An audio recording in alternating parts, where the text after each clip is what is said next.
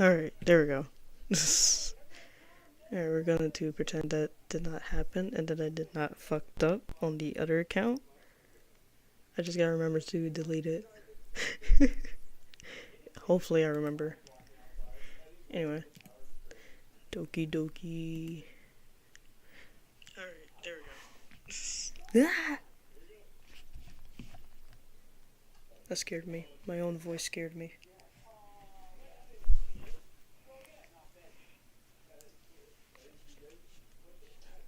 Alright, let's see if that thing works. Hold on, give me a second. I'll just...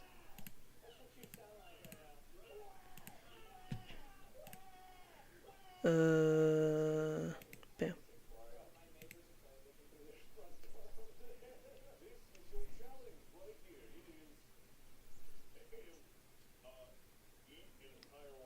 I feel like you guys can hear the TV background, so I'm gonna hope you don't. Alright, there we go. There we go. God damn it, hold on. I need to change the thingamajig. Let me just fill up the screen a bit. That should be fine, right? Fun fact. This is my... I have played this game before, but I have never actually finished this game. So this will be a bit interesting to play. I don't even know how far. I don't even remember how far I got into the game. Alright. Is there like no audio in this game? Like, alright. This game is not suitable for children or those who are easily disturbed. So if you don't like blood, self-harm, suicide, and a bunch of other disturbing stuff, then exit the stream. Because this is not good. Anyway.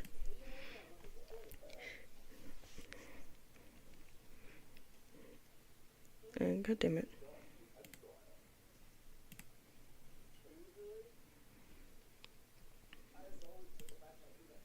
There we go. Hello, kill code. Give me a second. Sorry, I'm kinda,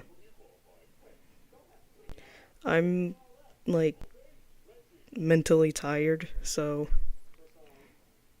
I am trying to, like, work this out real quick.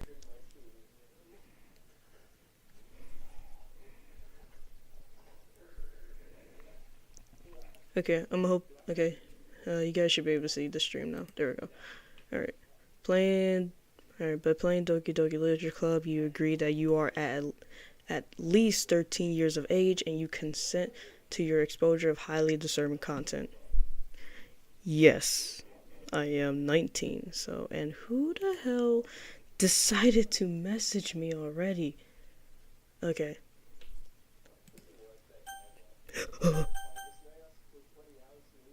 What the fuck? That scared me. Okay. Oh. Okay, that actually scared the fuck out of me. Alright, yes, I agree.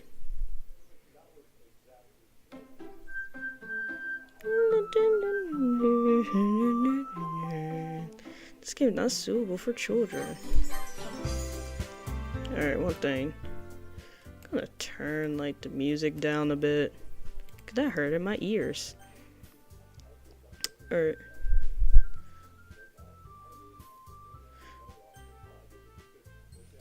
This. Alright, new game. Eclipse. Yay! Hey! I see an annoying girl running towards me from the distance, waving her arms in the air like she's totally oblivious to any attention she might draw to herself. That girl is Sayori? Sayori? Is that the name? Alright. Sayori, my neighbor and good friend since we were children, of course. You know, the kind of friend you never see yourself making today, but it just kind of works out because you've known each other for so long. We used to walk to school together on days like this, but starting around high school, she would oversleep more and more frequently, and I would get tired of waiting up. But if she's going to chase after me like this, I almost feel better off run away. However, I just sign and idle in front of the crosswalk and let Sayori catch up to me. Hi! I overslept again, but I got you this time. Maybe, but only because I decided to stop and wait for you. You say that like you were thinking about ignoring me. That's mean, Eclipse. I don't give a fuck. Well, if people stare at you for acting weird, then I don't want them to think we're a couple or something. Fine. But if you did wait for me after all, I guess you don't have it in you to be mean even you want to. Whatever you say, Sayori. We cross the street together and make our way to school. As we draw near, the streets become increasingly spectral, with other students making their daily commute. By the way, Eclipse, have you decided on a club to join yet? The club? I told you already, Oh wait, no, that's me. I told you already, I'm not really interested in joining any clubs. I haven't been looking either. That's not true. You told me you would join a club this year. Did I? I'm sure it's possible that I did in one of our mini conversations where I dismissively go along with whatever she's going on about. Sayori likes to worry a little too much about me when I'm perfectly content just getting by on the average while spending my free time on games and anime. Relatable. Uh-huh. I was talking about how I'm worried that you won't learn how to socialize or have any skills before college. Bitch. Your happiness is really important to me, you know? And I know you're happy now, but I would die at the thought of you becoming a nit in a few years because you're not used to the real world. You trust me, right? Don't make me keep worrying about you. Alright. Shit. I'll look at a few clubs if that makes you happy. No promises, though. Will you at least promise me you'll try a little? Yeah, I guess I'll promise you that. Yay! Why did I let myself get lectured by such a carefree girl? I have no idea. I would have told her shut the fuck up. More than that, I'm surprised I even let myself relent to her. I guess seeing her worry so much about me makes me want to ease her mind at least a little bit, even if she does exaggerate everything inside her head. The school day is as ordinary as ever, and it's over before I know it. After I pack up my things, I stare blankly at the wall, looking for an ounce of motivation. Clubs. Sayori wants me to check out some clubs. I guess I have no choice but to start with the anime club. Oh god. Hello? Sayori? Sayori must have come into the classroom while I was spacing out. I look around and realize I'm the only one left in the classroom. I thought I would catch you up coming out of class, but I saw you just sitting here spacing out, so I came in. Honestly, you're even worse than me sometimes. I'm impressed. But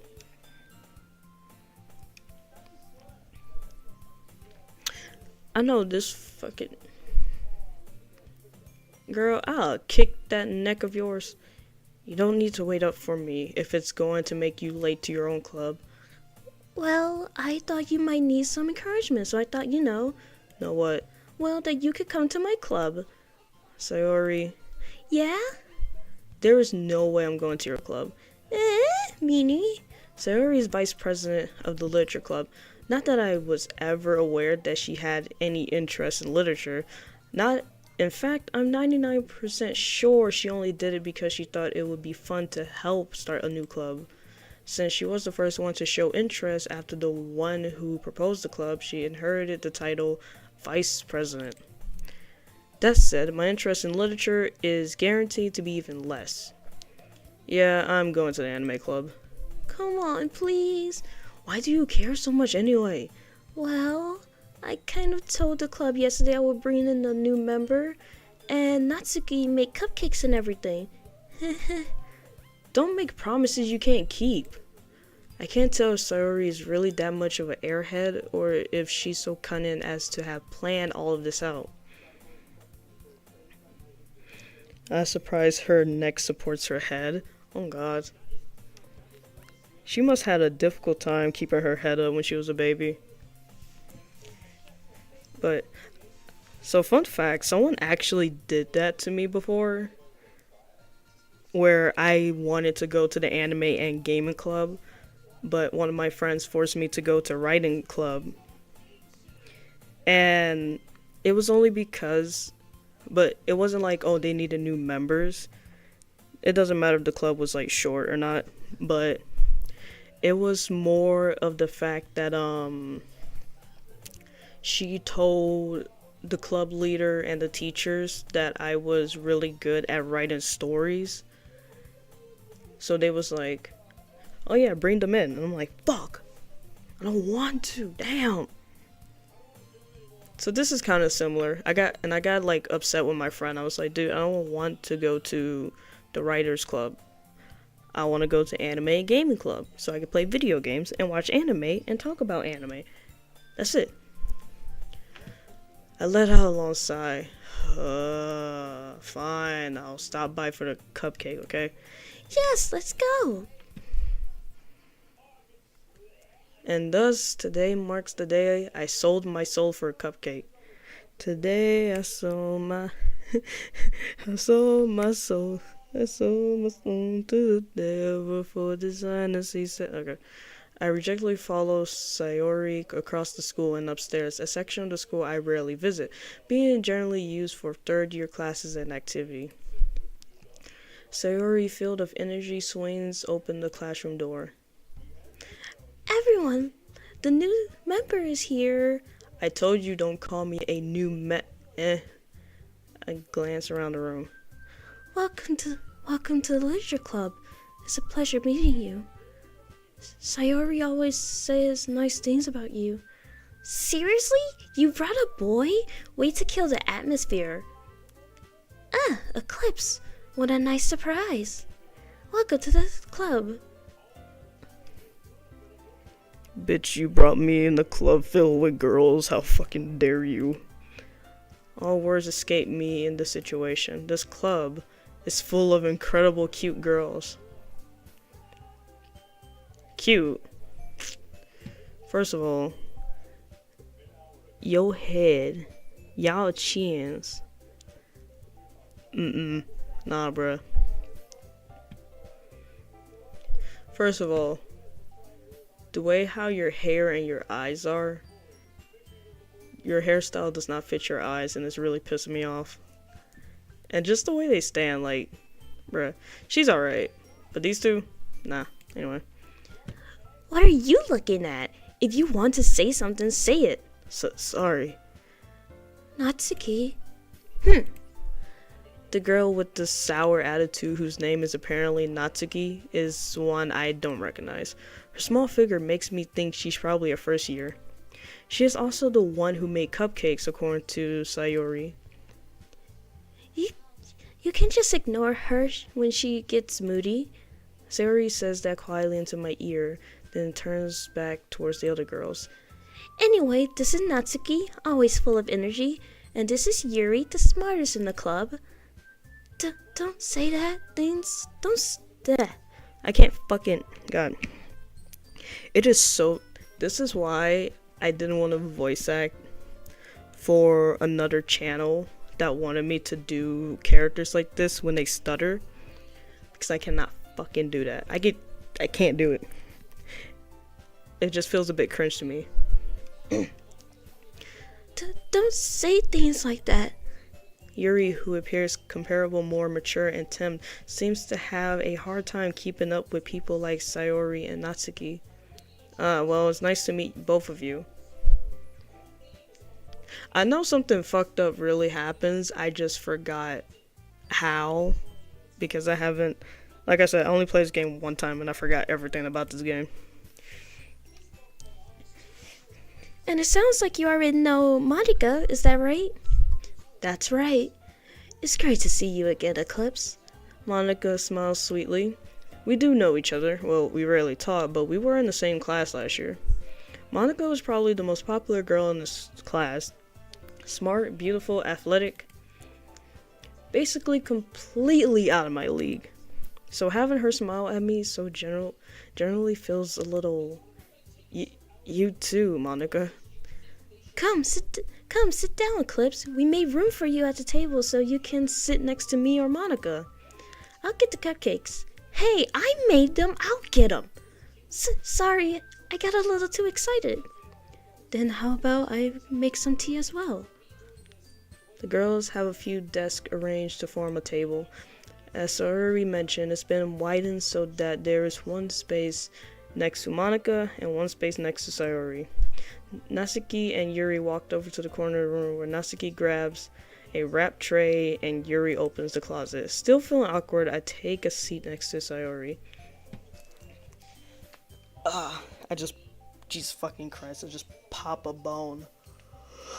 Oh, God. Natsuki proudly marches back to the table, tray in hand. Oh, okay. Alright, yeah. Okay, are you ready? Ta-da! Wow! Natsuki lifts the full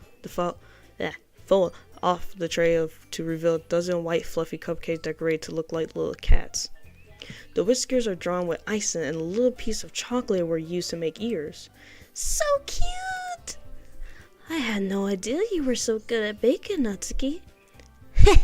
Well, just hurry and take one. Saori grabs one first, then Monica. I follow. It's delicious. Saori talks with her mouth full and has already managed to get icing on her face. You dumb bitch. I turned the cupcake around in my fingers, looking for the best angle to take a bite. Natsuki's quiet. I can't help but notice her sneaky glances in my direction. Is she waiting for me to take a bite? I finally bite down. The icing is sweet and full of flavor. I wonder if she made it herself. This is really good. Thank you, Natsuki. What? Why are you thanking me? It's not like I... Haven't I heard this somewhere before? made them for you or anything. Eh? I thought you technically did. So I already said, What? Maybe. But not for you. You know, you dummy.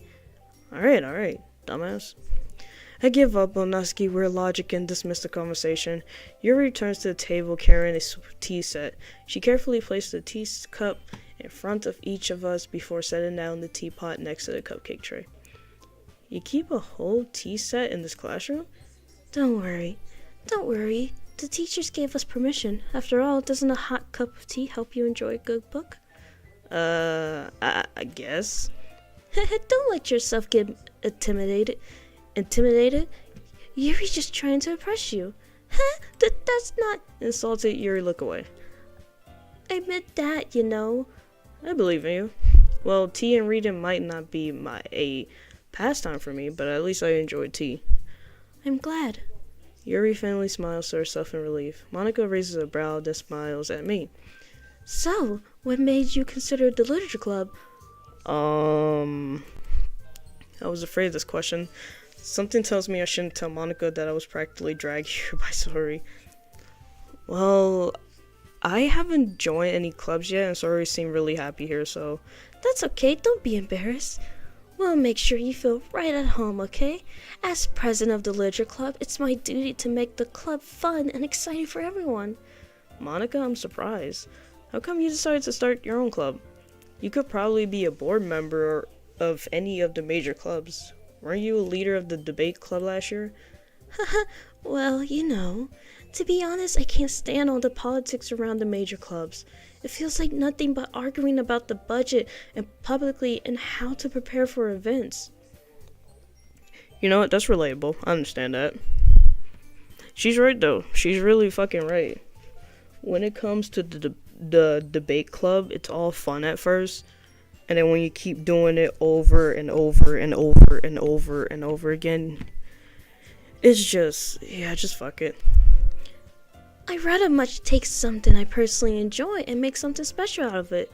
And if it encourages others to get into literature, then I'm fulfilling that dream. Monica's really is a good leader. Yuri also nods in agreement. Then I'm surprised there aren't more people in this club yet. It must be hard to start a new club.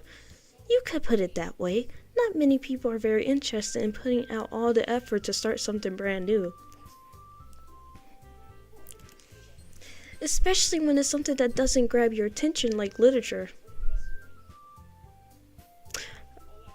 I just realized this game is basically calling out my past self.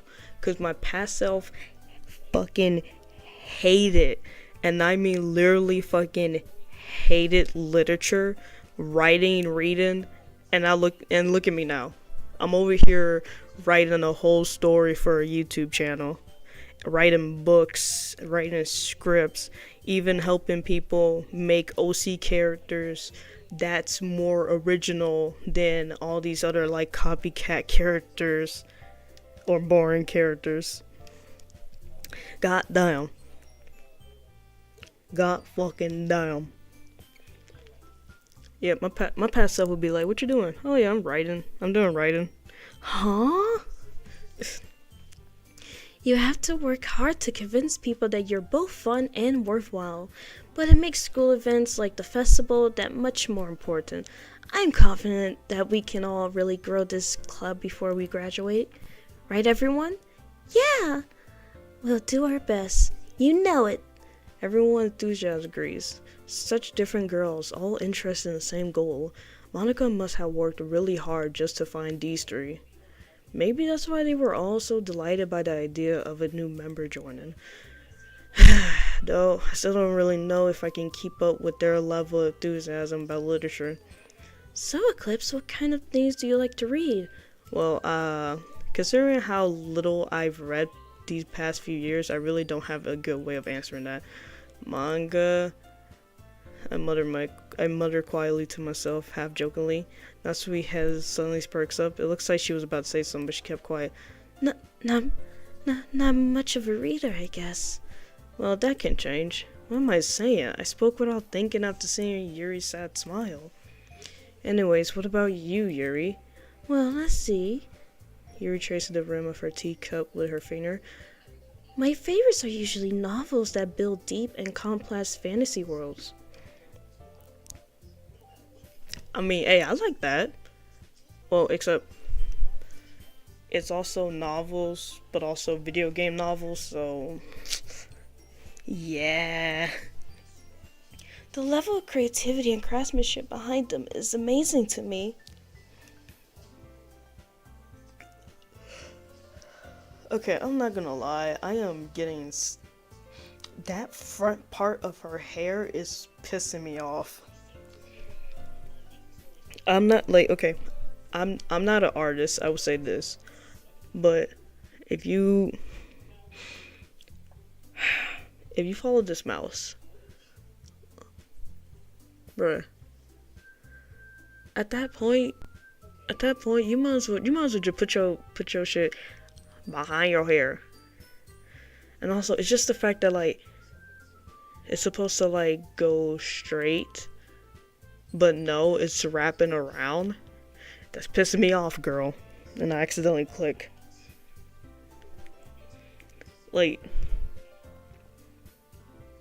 and like it's not like your tits are giant or anything. So like, just let your hair lay down. That's really it. Just do that. Cause ain't no way the pose you are making is causing your hair to go. Oh god. Alright. And telling a good story in such a foreign world is equally impressed. Yuri goes on, clearly passionate about her reading. She seems so reserved and timid since the moment I walked in, but it's obvious by the way her eyes lit up that she finds her comfort in the world of books, not people. Relatable. But you know, I like a lot of things. Stories with deep psychology elements usually immerse me as well. Psychological. Like this game. But also, I can't say shit. I like stories like that. Wait, TCV is basically a... Damn. Alright. Shit. Isn't it amazing how a writer can be deliberate, take advantage of your own lack of imagination to completely throw you for a loop? Fucking hell. Anyway, I've been reading a lot of horror lately. I read a horror book once. I desperately grasped something I can relate to at the minimum level. At this rate, Yuri might as well be having a conversation with a rock. Really? I wouldn't have expected that, Yuri. For someone as gentle as you. I guess you can say that. But if a story makes me think, or takes me to another world, then I really can't put it down. Sure, real horror is often very successful at changing the way you look at the world, if only for a brief moment. Ugh, I hate horror. Oh, why's that? Well, Natsuki's eyes dart over to me for a split second. Never mind. That's right, you usually like to write about cute things, don't you, Natsuki? What? What gives you that idea?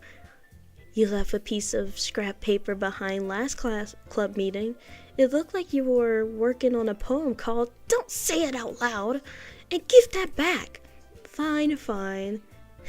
Your cupcakes, your poems, everything you do is just as cute as you. Sori settles up behind Natsuki and puts her hand on her shoulders. I'm not cute! Natsuki, you write your own poems? Well, I guess sometimes. Why do you care? I think that's impressive. Why don't you share them sometime? No, Natsuki averted her eyes. you wouldn't like them. Not a very confident writer yet. I understand how Natsuki feels. Sharing that level of writing takes more than just confidence. The truest form of writing is writing to yourself. You must be willing to open up to your readers, expose your vulnerabilities, and show in even the deepest reaches of your heart. Well, I already do that with TCV, and I traumatized a bunch of fans. So, and also broke their hearts. So, yeah, I already know how that is. Do you have writing experience too, Yuri? Maybe.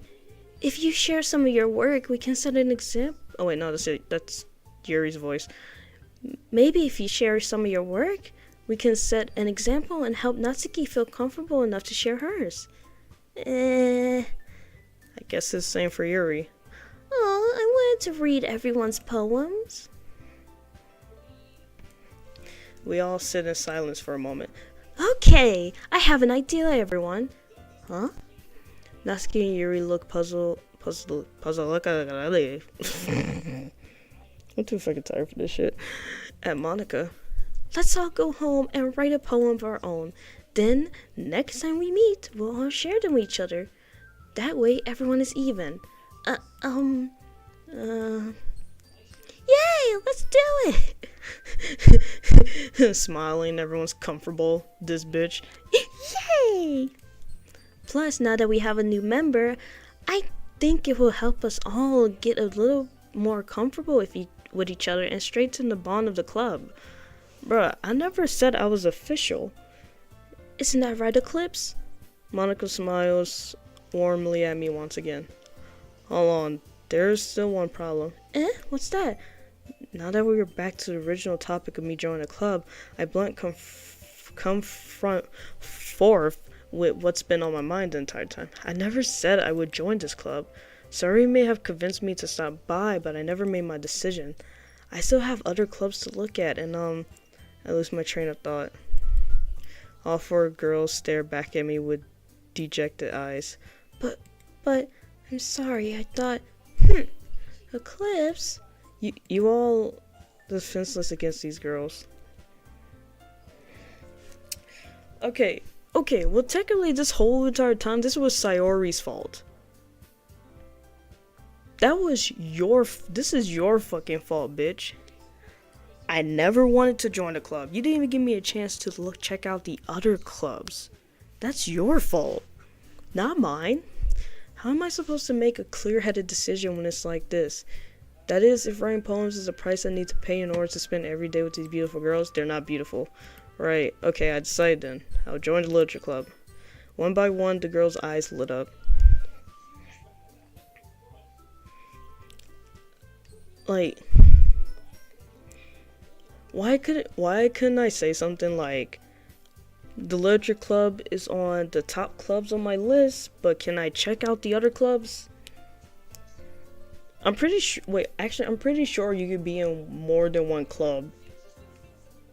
So if you say like, oh, I'm in like 2 or 3 clubs, just try to like, quote unquote, make schedule of those clubs.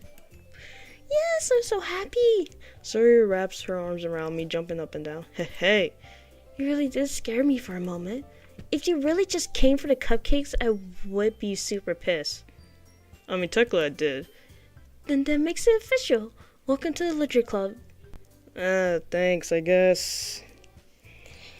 I didn't want to be here. Okay, everyone. I think with that, we can officially end today's meeting on a good note. Everyone remember tonight's assignment. Write a poem to bring to the next meeting so we can all share. Monica looks over to me once more. Eclipse, I look forward to seeing how you express yourself. Yeah. Can I really impress the class star Monica with my mimicry writing skills? Bro. I already felt the anxiety welling up inside me. Meanwhile, the girls continue to chit-chat as Yuri and Natsuki clean up for food. Hey, Eclipse, since we're already here, do you want to walk home together? No. That's right, Sayori and I never walk home together anymore because she always stayed after school for clubs. Fuck! Sure, might as well be. Yay! Fuck! With that, the two of us depart the classroom and make our way home. The whole way, my mind wanders back and forth between the four girls. Sayori, Natsuki, Yuri, and of course, Monica. Will I really be happy spending every day after school in the literature club? Perhaps I'll have the chance to grow closer to one of these girls. Alright, I'll just need to make the most of my circumstances and I'm sure good fortune will find me. And I guess that starts with writing a poem tonight. Oh god. Dun dun. Da. Bada bada ba ba daddy. Why would you eat my fries? I bought them and they were mine. Okay, anyway. It's time to write a poem. Pick words you think your favorite club member will like. Something good might happen with whoever likes your poem the most. Okay. Where's Monica? Okay.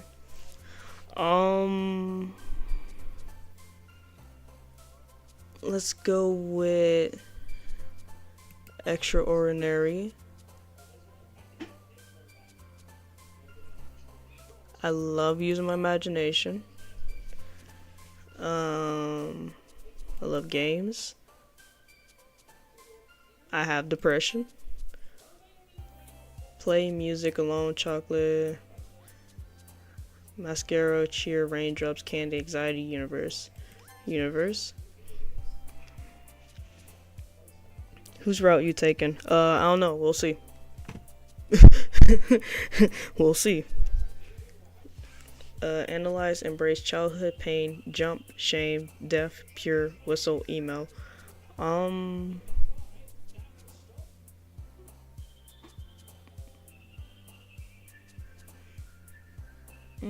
Analyze.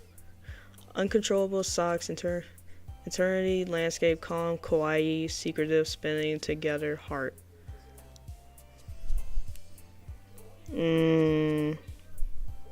Heart.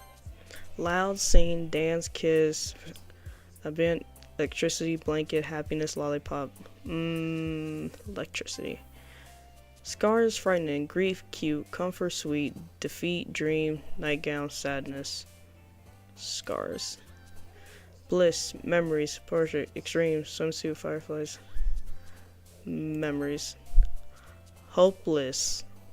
Oh, suicide, flying, horror, shopping, ribbon, flower, inferno, cage, fun. Inferno? Existence, hop, summer, nature, melancholy, choli, puppy, judgment, breathe, shiny, clumsy.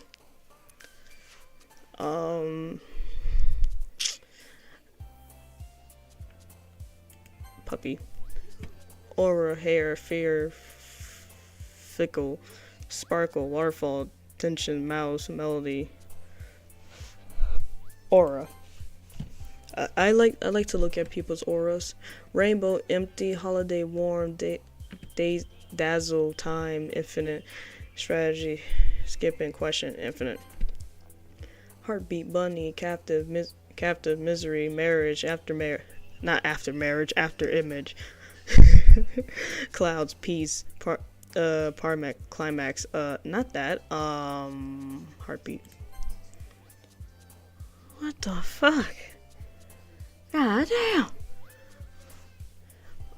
Unrequited, intelligent, pleasure, determination, choose determination.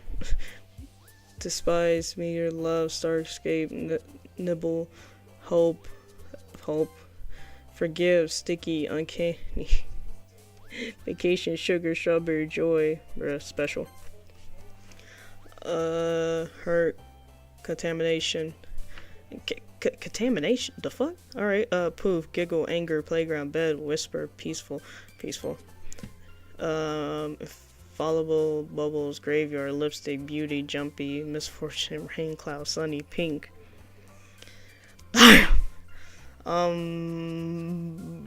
Bubbles. I love Bubbles from Powerpuff Girls.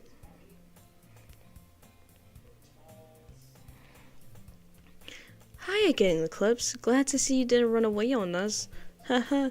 I feel like if I ran away, I'm gonna get a gun pointed to my head. Oh, God. It's between Saori and Yuri with how your options are being picked. I think you might be going the Yuri route, though. Alright. I'm just like, I'm playing this game like blind again. Because once I saw it, that it was still free, I was like, you know, I completely forgot almost everything about this game. Let me play it. So, I don't know what route I'm going for. Nah, don't worry. This might be a little strange for me, but I at least keep my word.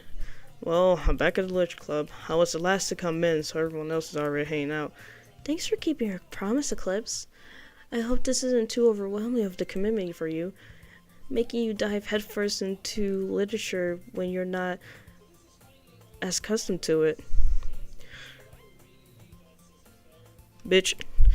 Oh, come on. Like he deserves any slack. Natsuki, I will fucking kill you or beat your ass. Choose. Alright. Sayori told me that you didn't even want to join any clubs this year. Because I didn't. And last year too. I don't know if you plan to just come here and hang out or what, but if you don't take us seriously, then you won't see the end of it. Okay. Like I care, bitch. Man, shut the fuck up, bitch. You look like you could fucking cosplay as Sakura. And not in a good way. Natsuki, you certainly have a big mouth for someone who keeps her manga collection in the club room. Damn! Called your ass out! Called your ass out!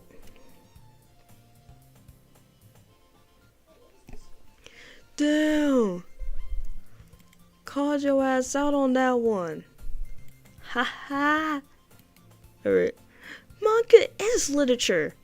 But didn't I say manga yesterday and y'all gave me some weird ass stares? Swiftly defeated, Natsuki plops back into her seat. Don't worry, guys. Eclipse always gives it his best as long as he's having fun.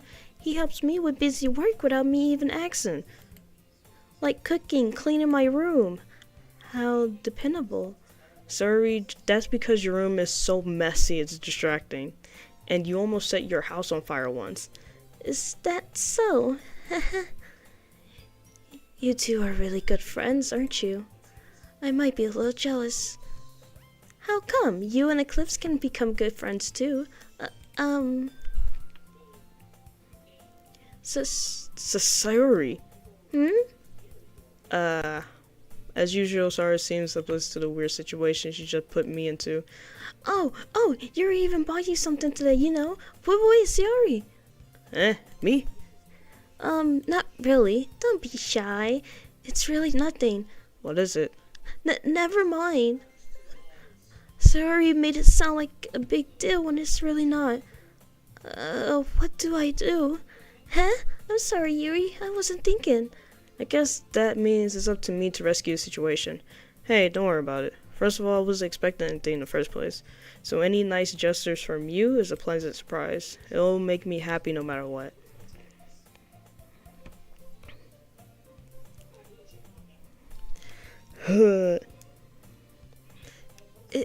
Is that true? Yeah, I won't make it a big deal if you don't want it to be. Alright. Well, Here. Yuri reaches out into her bag and pulls out a book. I didn't want you to feel left out, so I picked out a book that I thought you might enjoy. It's a short read, so it should keep your attention even if you don't usually read. And we could, discuss it if you wanted. How is this girl accidentally being cute? She's not being cute when that fucking hair. That hair is bothering me. She even picked out a book she thinks I'll like despite me not reading much. Yuri, thank you. I'll definitely read this. I intuitively take the book. Phew. Well, you can read it at your own pace. I look forward to hearing what you think. Now that everyone's settled in, I expect Monica to kick off some scheduled activities for the club, but that doesn't seem to be the case. Sayori and Monica are having a cheery conversation in the corner. Yuri's face is already buried in the book. I can't help but notice her intense expression, like she was waiting for this chance. Meanwhile, Natsuki is rambling around in the closet.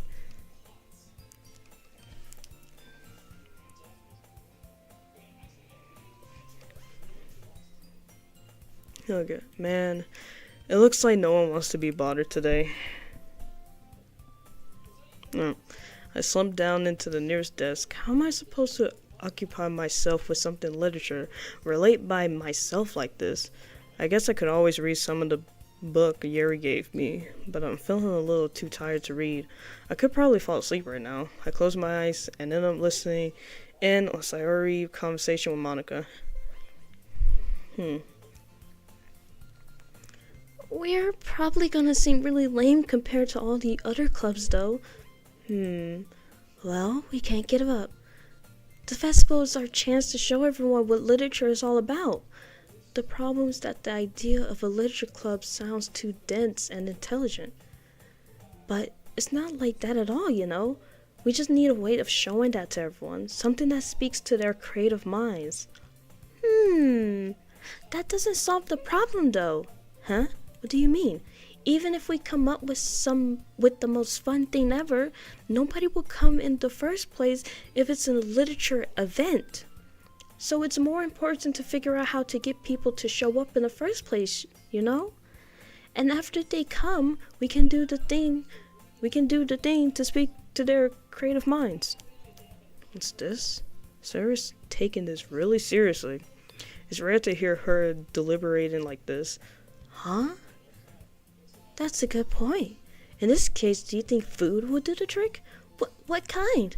Well, I guess I could. Cupcakes! Good thinking. Natsuki would love to do that. Ah, you're right. Natsuki makes the best cupcakes, and that works perfectly. That wasn't why you suggested it. Cupcakes speak to my creative tummy. Cupcakes it is then. I'm hungry. Anyway, we still need to work out of the details of the event itself.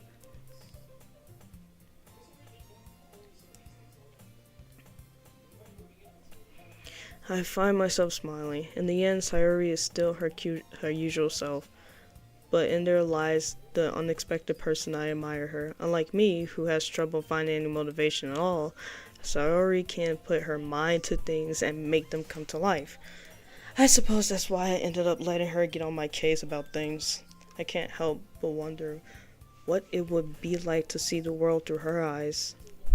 I thought I screamed ooh woo for a second. I was gonna be like, bitch. I opened my eyes to find Sayori's face filling my vision. I nearly fell out of my chair. Sorry. Wait, actually, I'm not sorry at all. It's your fault for sleeping like that. This isn't the napping club. Does our school have a napping club? You're staying up late again, aren't you? Now that you're in a club, you're gonna have less time for anime, you know? You'll need to get used to it. Bitch? Bitch? Now that you're in a club, you have less time for anime. You sound like my fucking family when they're just like, oh, you can't do YouTube and all of this because you're about to graduate. You don't got time for all that. Hey, look at me now. Fuck you. I'll make a schedule and I'll fuck up that schedule. Because I suck at doing schedules and following schedules. Don't say that so loud. I glanced over my shoulder to see if Monica overheard. It's true though. Yeah, I know. Shit, you're always looking out for me, sorry. It's what I do best. That's a problem. What about you? You look out for me better than you look out for yourself. You're still oversleeping every day, aren't you? Damn. Call her ass out. Damn. Not every day. That's not very convincing. How many days this past week have you gotten up on time? It's a secret. I knew it. Come on. At least give me the benefit of the doubt. I can't even do that. Look, Sayuri, it's written all over you. Huh? Sayuri glances around at herself. How's it written all over me? This bitch. You were clearly in a rush this morning. Look, your hair is sticking out all over here. Huh? I run my fingertips down the side of Sayuri's hair, trying to straighten it out. Man, you really need a brush for this shit. My hair is just really hard to get it right. Bitch, you have like the most shortest hair, and all you need to do is brush it. For my hair, I need to put gel, brush, comb, shampoo, gotta wash that shit, put more shampoo, then put some conditioner, then I gotta perm my hair. Bitch, you won't fall for that. I won't fall for that. There's more than just your hair. Look, your bow isn't straight. Yep. And there's a toothpaste stain on your collar right here. Is there a toothpaste stain on her collar? I can't see that. I tried to wipe off the stain with my finger. But nobody would ever notice that. Of course they would. Nobody's gonna tell you about it because they don't want to embarrass you. Fortunately, I don't really care about that. Hey, you meanie. And you don't even keep your blazer button up. Seriously, Sayuri, why do you think you don't have a boyfriend yet? Damn!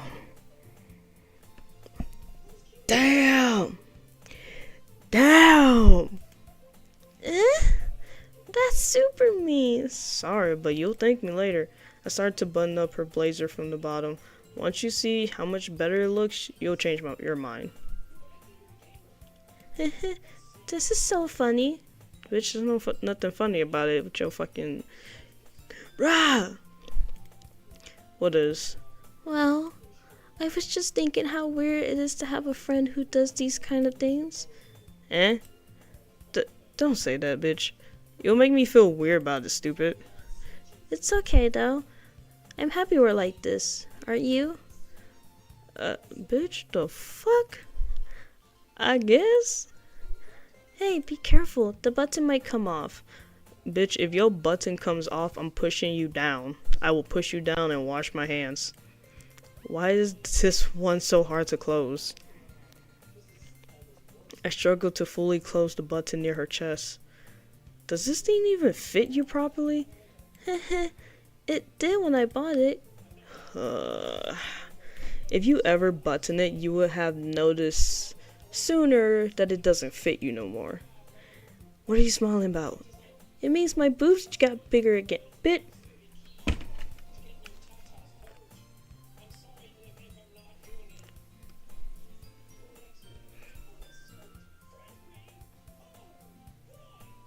She reminds me of one of my best friends who said that same exact shit. Cause this bitch, my fucking friend, walked up to me, looking all messy. I tried to straighten her up so she doesn't get in trouble. And she was like, the uniform is really uncomfortable. I need to take my bra off. And I was like, how the fuck are you gonna take it off? And she used only one hand to take her bra off and then just took it off and just reveal it in my face. So I'm like, what the fuck? And she was like, my boobs are bigger now. And I'm like, bitch, I don't want to see that. Don't say that out loud. Anyway, you look much better now. So, why does it feel strange to see Sayuri's blazer button up like that? Because she's a fucking mess. But it's so stuffy. It's not worth it at all. Sayuri hastily unbuttons her blazer once more.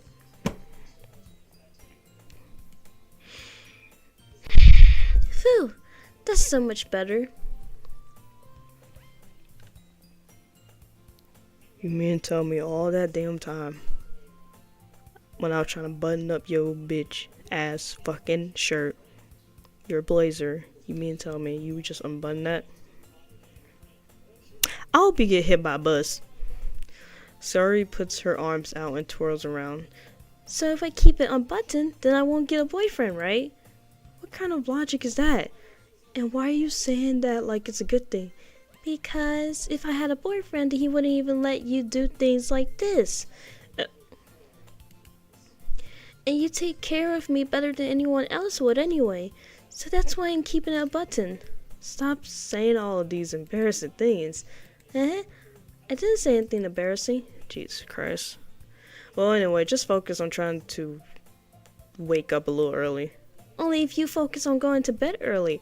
And bitch, you better focus on these hands that are gonna punch you in the face early. Fine, fine. It's a deal. I guess we really are better at taking care of each other than we are at taking care of ourselves. Yeah, I guess so. So maybe you should come wake me up in the morning? You're doing it again, Sari. Oh, but I was joking this time. Man, it's impossible to tell with you sometimes. Alright, hold on, give me a second. I'm just gonna get some hand sanitizer. Cause just witnessing that, I feel disgusted. I feel really, really disgusted. Gonna put my hands in front of the heater so my hands get burned off. Yep.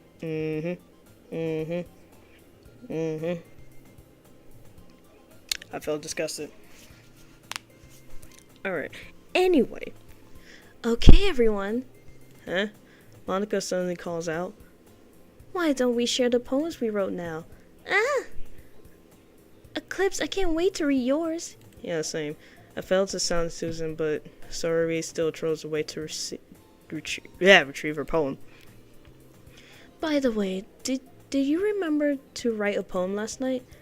Yeah. Don't burn your hands, bitch. I'm gonna burn my fucking hands. I feel disgusted. My relaxation ends. Can't believe I agreed to do something so embarrassing. I couldn't really find much inspiration, so I never really done this before. Well, now that everyone's ready, why don't you find someone to share with? I can't wait. Sari and Monica actually pulled out their poems. Sari is on a wrinkled sheet of loose leaf torn from a spiral notebook. On the other hand, Monica wrote hers in a composition notebook. I can already see Monica's precise handwriting from where I sit. Natsuki and Yuri comply as well, reaching into their bags. I do the same myself. Who should I show my poem to first? Well, let's see. Not you, because you made me uncomfortable as fuck. Not you, because you a bitch. It's between you two. I could do you because you chill, but your hair's pissing me off, so Monica. I should start with Monica. Yesterday, she seemed eager to read my poem, and I want her to know I'm putting in effort. Well, that. Yeah, that. Hi, Eclipse. Having a good time so far? Yeah. Good, glad to hear. By the way, since you're new and everything, if you ever have any suggestions for the club, like new activities or things we can do better, I'm always listening. Don't be afraid to bring things up, okay? Alright, I'll keep that in my mind. Whatever. Of course I'll be afraid to bring them up.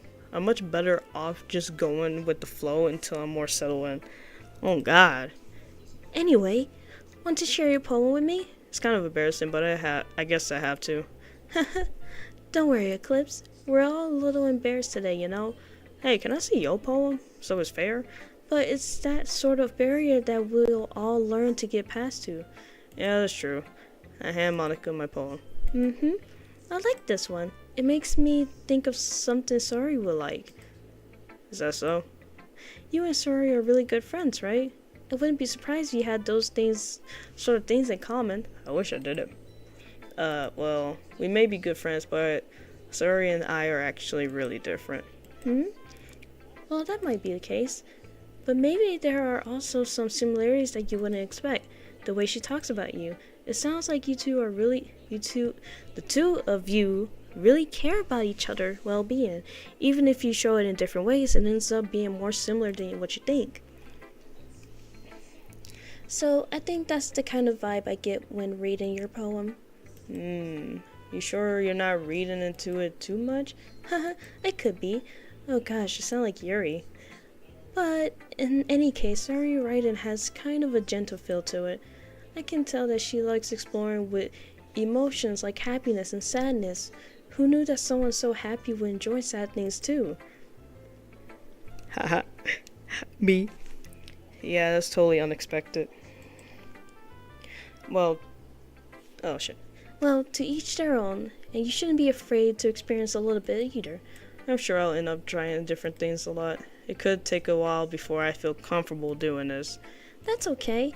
I would love to see you try new things. That's the best way to find a kind of style that suits you.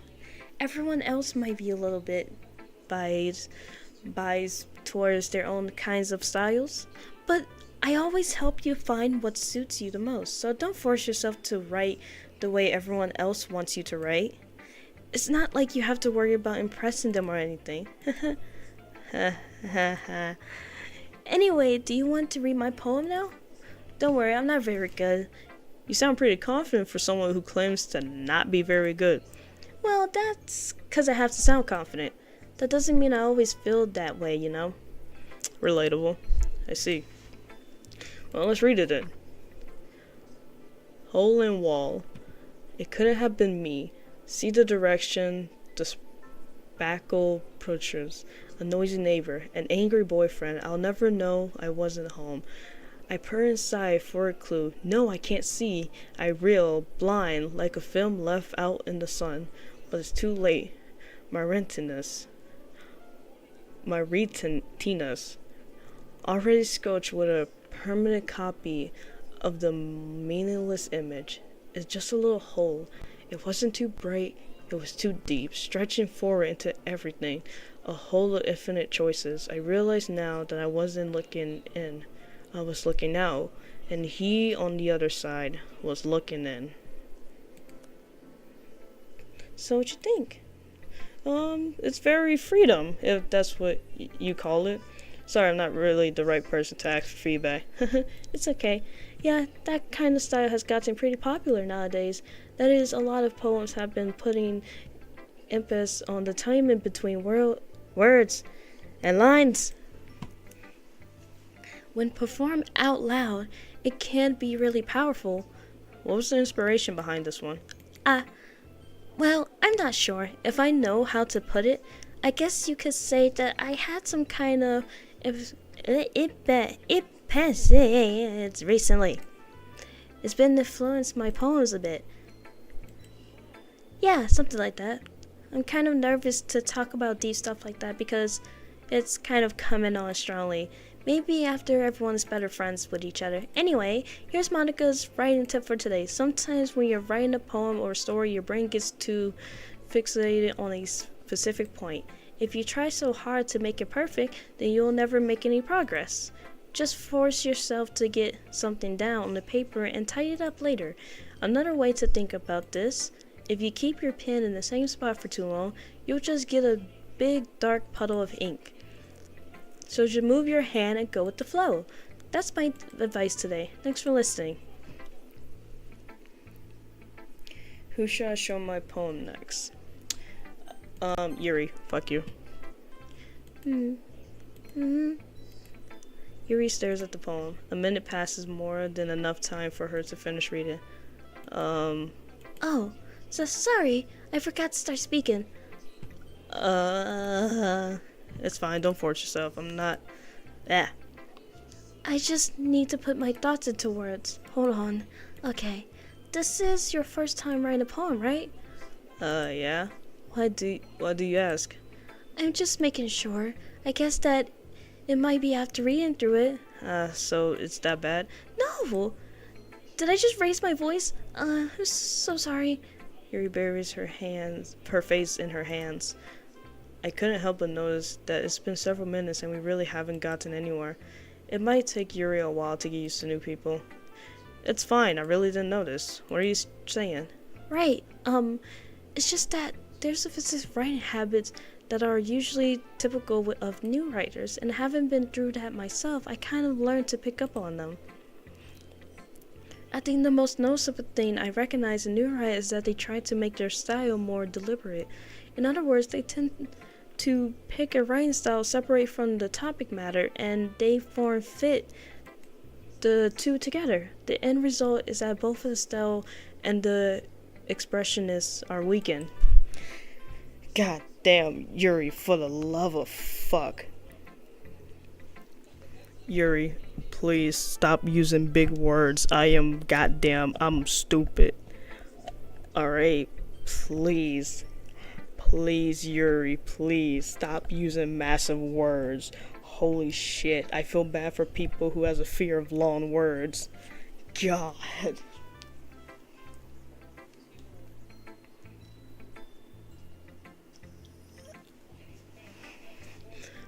Once Yuri finds her train of thought, it's as if her demeanor totally changes. Her stammering is completely gone, and she sounds like an expert. Of course, that's not something you can be blamed for. There are so many different skills and techniques that go into writing even a simple poem. Not just finding them and building them, but getting them to work together is probably the most challenging part. It might take you some time, but it all comes with practice and learning by example and trying new things. I also hope that everyone else in the club gives you a valuable feedback. Natsuki can be a little bit biased though. Bias? How? Well, never mind. I shouldn't be talking about people like that. Sorry. It's fine. I'm not sure if Yuri is apologizing to herself, to me, or to Natsuki. Do you mind if I read your poem now? Please do. I would love to share my thoughts process behind it. Yuri smiles dreamily, as if that's a rare opportunity for her. Which itself is kind of funny. After all, this isn't supposed to be a literature club. Damn. This short ass shit. Damn, bitch. Alright. Ghosts under the light. The tendrils of my hair illuminate beneath the amber glow. Bathing, it must be this one, the last remaining street light to have withstood the test of time, the last yet to be replaced by the sickening blue-green hue of the future. I bathe, calm, breathing the air of the present, but living in the past. The light flickers, I flicker back. Alright.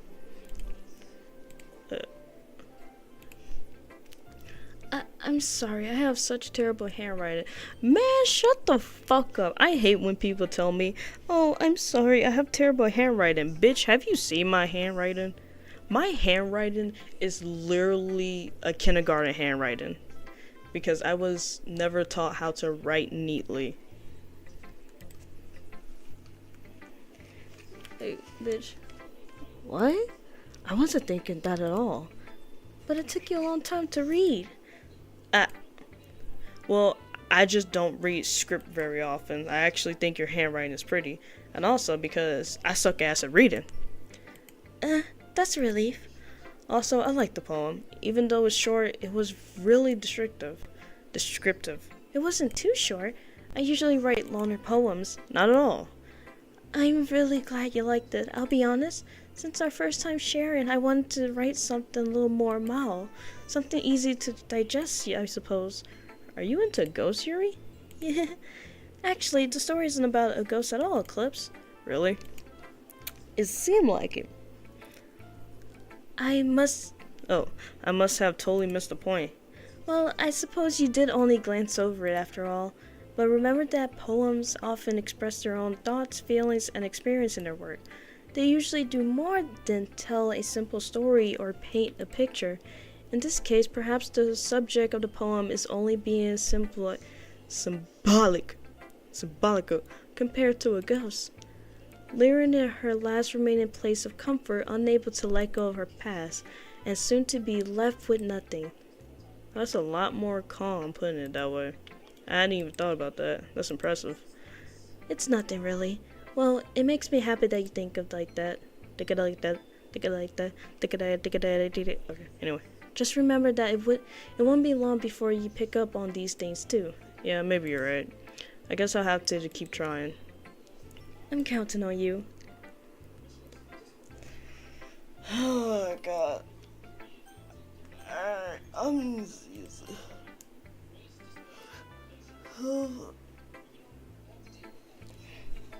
Oh god, hold on guys. Holy shit. Oh god, I'm tired.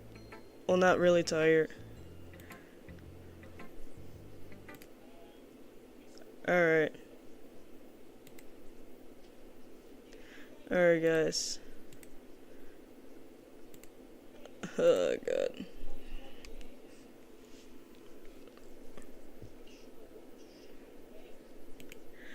God damn. I'm gonna save my game real quick.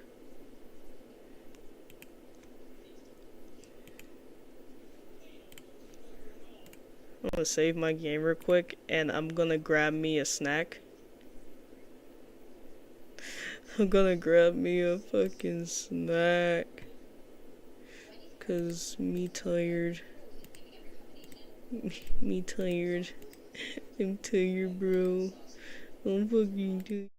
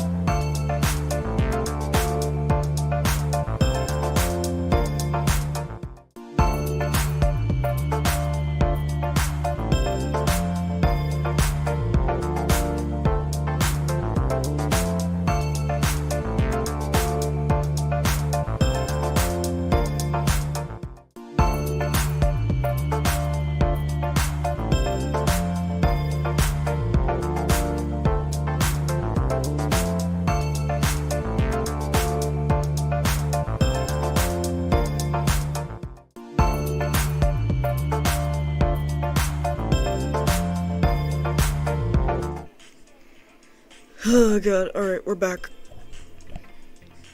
Good. And back.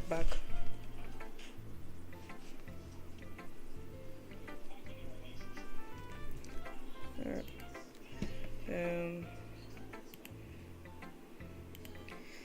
Oh god. Alright, there we go.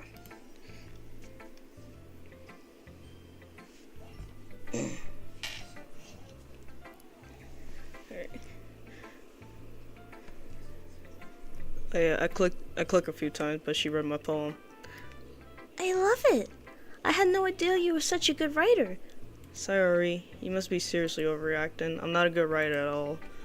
I honestly have no idea what I'm doing. Well, maybe that's why, because I have no idea what I like either. Jeez. Yuri's opinion was way more constructive than this. Maybe even Natsuki's.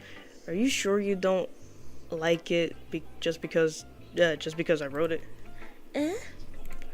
Well, I'm sure that's part of it. I think I understand you better than a lot of other people, you know? So when I read your poem, it's not just a poem. It's an Eclipse poem. And that makes it feel extra special. Like I can feel your feelings in it. Sayori hugs the sheet against her chest. You're so weird, bitch. I'm really happy just that you wrote one. It just reminds me of how you're really a part of the club now. Not to mention the fact that I'm standing in front of you in the club room. Well, of course, I'm not really into it yet, but that doesn't mean I'll break my promise. See? It's like I said before, Eclipse. Deep down, you're not selfish at all, you know? Trying new things like this for other people, that's... Excuse me. That's something that only really good people do. Thanks, Sayori. Damn. God damn. I just laughed. I don't even know if my burp picked up on the mic. It probably did.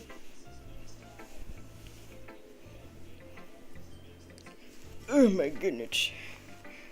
Oh Lord, have mercy.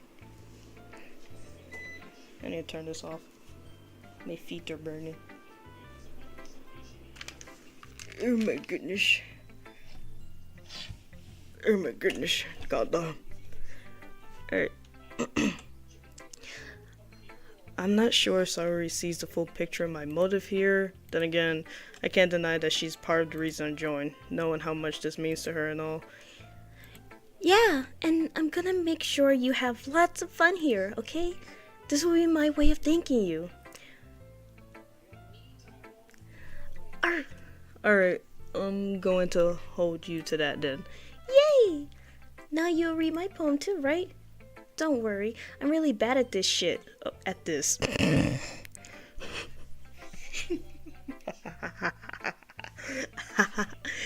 Don't worry, I'm really bad at this, not bad at this at shit.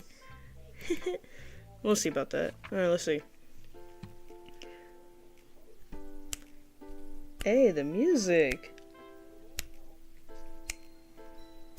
Alright. Dear sunshine, the way you glow through my blinds in the morning, it makes me feel like you miss me, kissing my forehead to help me out of bed, making me rub the sleepy from my eyes. Are you asking me to come out and play? Are you trusting me to wish away a rainy day? I look above, the sky is blue. It's a secret, but I trust you too. If it wasn't for you, I could sleep forever, but I'm not mad. I want breakfast. Hungry ass bitch. Sayori, this is just a guess, but did you wait until this morning to write this? No, just a little bit. You can't answer just a little bit to a yes or no question. I forgot to do it last night. Well, at least that makes me feel a little better about myself. Don't be mean. I still try my best. Yeah. I didn't mean to say that if it was a bad poem. It came out nice. Or, how should I put it? It sounds just like you. Really? Yeah. Especially that last line. I made eggs and toast, hungry ass, even though you were late to school. It's bad to skip breakfast. I get all cranky. Well, I guess there's no point in arguing. Anyway, thanks for showing me. That was so much fun. Monica's the best. Yeah? But next time I won't forget. And I'm gonna write the best poem ever. Well, I guess I'll look forward to it. Alright. The last person is Natsuki. Oh, God. Do I really want to do this? Like, do I really want to do this? Because I really don't. I really don't want to. Like, I don't want to. I really don't want to. Alright.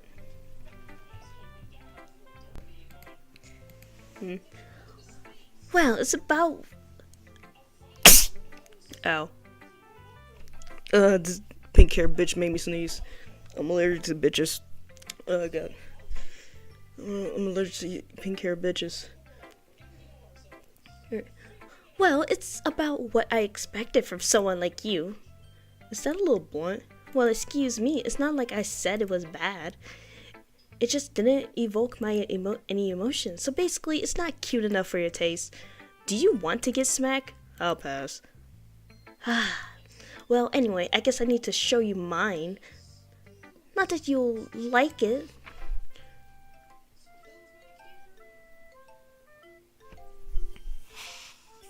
What the fuck is this? Eagles can fly, monkeys can climb, crickets can leap, horses can race, owls can seek, cheetahs can run, eagles can fly, people can try. But that's about it. Bitch, I should make fun of you right fucking now.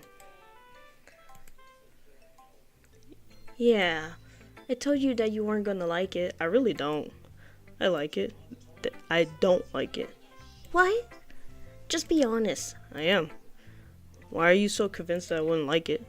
Well, because everyone in high school thinks that writing has to be all sophisticated and stuff. So people don't even take my writing seriously. But isn't the point of poems for people to express themselves? Your writing style wouldn't make your message any less valid. Yes, exactly. I like it when it's easy to read, but it hits you hard.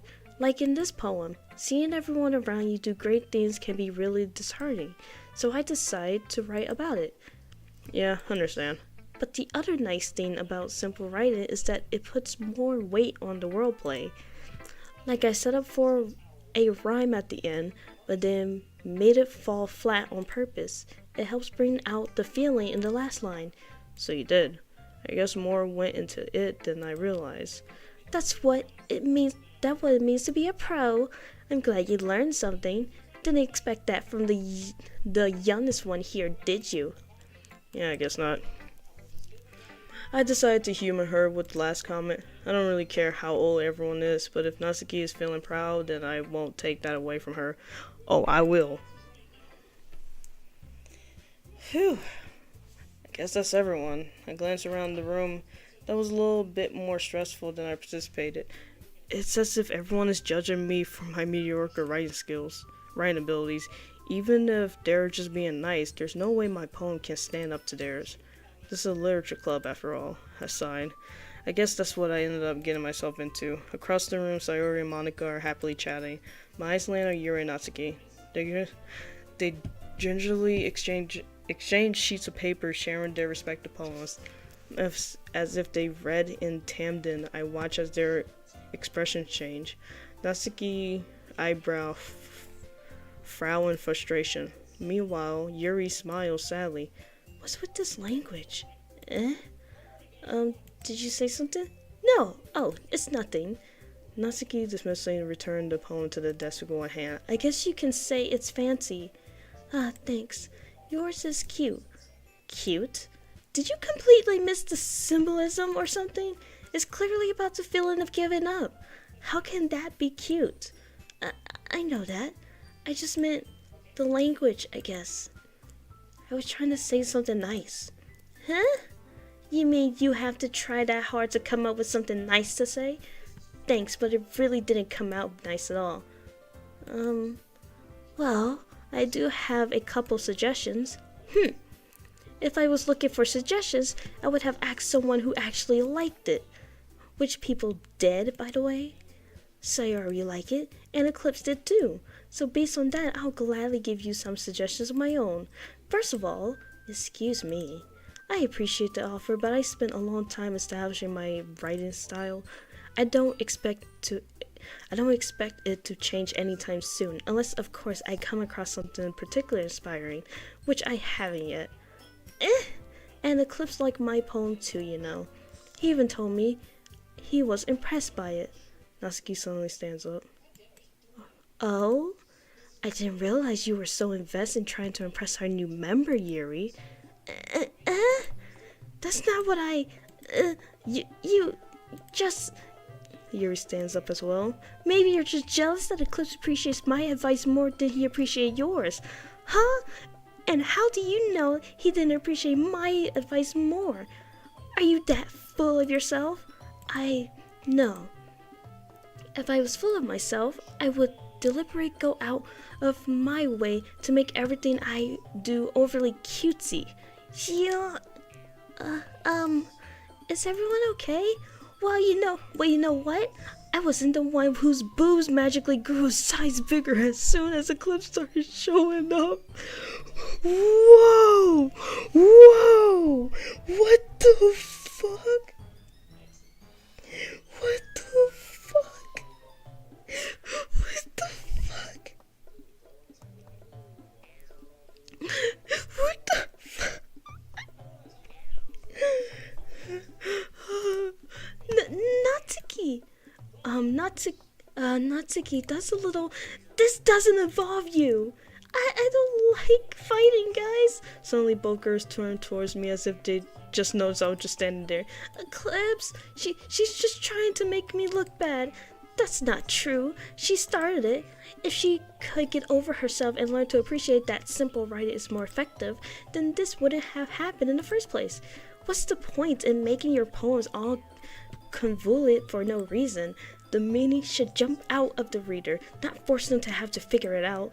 Help me explain that to her, Eclipse. Wait, there's a reason we have so many deep and expressive words in our language. It's the only way to convey complex feelings and a meaning the most effectively. Avoiding them is not only unnecessary, limiting yourself, it's also a waste. You understand that, right, Eclipse? Well,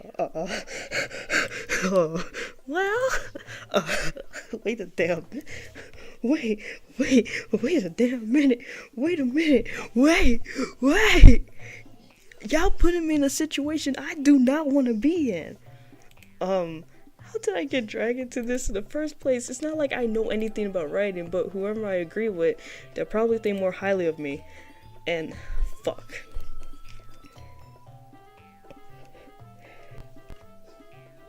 Damn,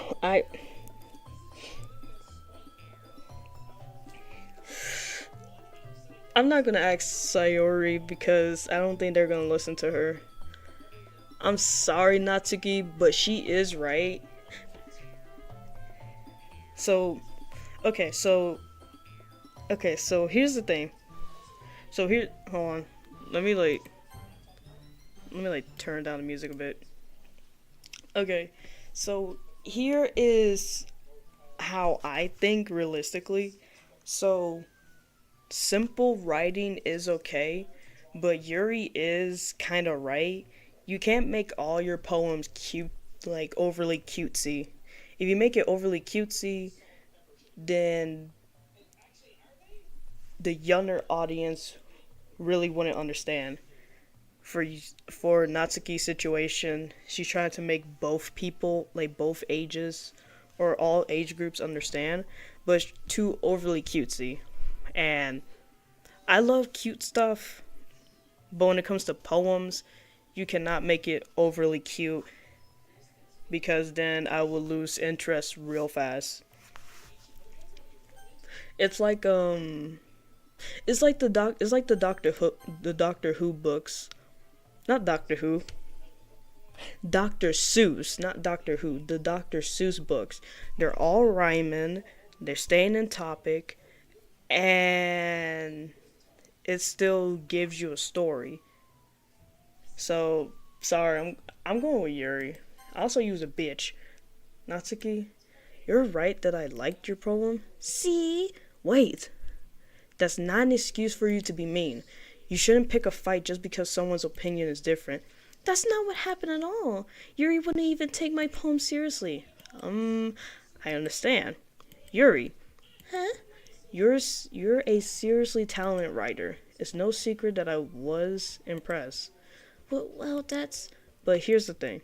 No matter how simple or refined someone's writing style is, they're still putting feelings into it, and it becomes something really personal.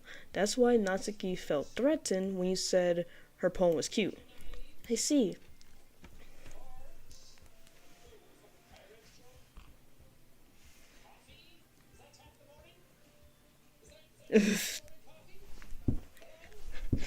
So here's the thing. So here's the thing. If Yuri is saying that, oh, her poem was cute, it's sweet, she should have taken that as a compliment. That is a compliment, but she didn't. She decided to get upset about it when she knows damn well that her poem is overly cute. And I feel like overly cute shouldn't be used in that type of way of her poem. It's more like it's for a much, much younger audience to read, or for like a bit of an older young audience to read for an English class. I used to write a lot of poems. I didn't notice that. I'm sorry. But Natsuki, you took it way too far. Yuri means well, and if you just told her how you felt, then this wouldn't have happened in the first place. Are you kidding? That's exactly what I did. It was her that... Natsuki, I think that's enough. You both said some things that you didn't mean. Yuri apologized. Don't you think you should too? She's trapped at this point, being defended only because she can't handle the pressure. I ended up even feeling bad for her. No, I'm not going to feel bad for her. That is her own fault. Sometimes when I'm hurt, it helps to take a walk and clear my mind. Sir, she doesn't need to. You know what? I'm going to do that. It'll spare me from having to look at all your faces right now. Without warning, Natsuki snatches her own poem up from the desk and storms out. On her way out, she crumbs up the poem with her hands and throws it in the trash. Natsuki. She really didn't need to do that. I look across the room. Yuri has her chin buried in her hands while she stares down at her desk. I gently approach her and sit next to her. Everything alright? I'm so embarrassed. I can't believe I acted like that. You probably hate me now. No, Yuri. How could anyone not have gotten frustrated after being treated like that? You handled it as well as anyone else could. I don't think any less of you. Well, alright, I believe you. Thanks, Eclipse. You're too kind. I'm thankful to have you a part of this club now. It's nothing. One more thing. That one thing that Natsuki said about, I would never do that, so shameful. So, What thing that Natsuki said? Well, never mind that. I'm going to go make some tea now. Good thing. Good idea. Make enough for more than one person, okay? Yeah. Okay, everyone. It's just about time for us to leave. How did you all feel about sharing poems? It was a lot of fun. Well, I'll say it was worth it. It was alright, well, mostly. Eclipse, how about you? Yeah, I'll say the same. It was a neat thing to talk about with everyone. Awesome. In that case, we'll do the same thing tomorrow, and maybe we learn something from your friends, so your poems will turn out even better. I think to myself, I did learn a little bit. a little more about the kinds of poems everyone likes. Can we get Natsuki a punching bag? She needs more than a punching bag, bruh. Anger issues. Like, damn. With any luck, that means I can at least do a better job impressing those I want to impress. Oh my god. Oh, I need to drink some water.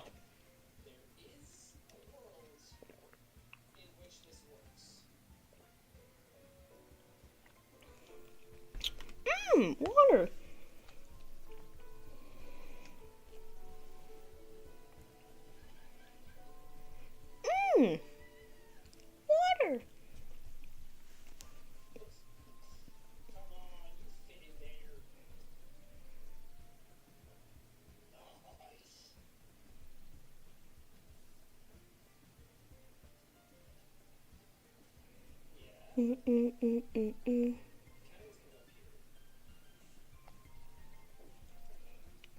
Alright, hold on, give me a second. I'm just trying to,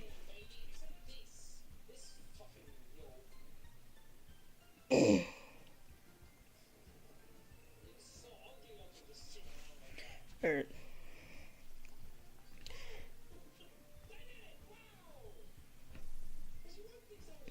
Alright. I nod to myself with newfound determination. Eclipse, ready to walk home? Sure, let's go. Saori beams at me. It truly has been a while since Saori and I have spent this much time together. I can't really say I'm not enjoying it either. Saori, about what happened earlier? Huh? What do you mean? You know, between Yuri and Natsuki, does that kind of thing happen often? No. That's really the first time I ever seen them fight like that.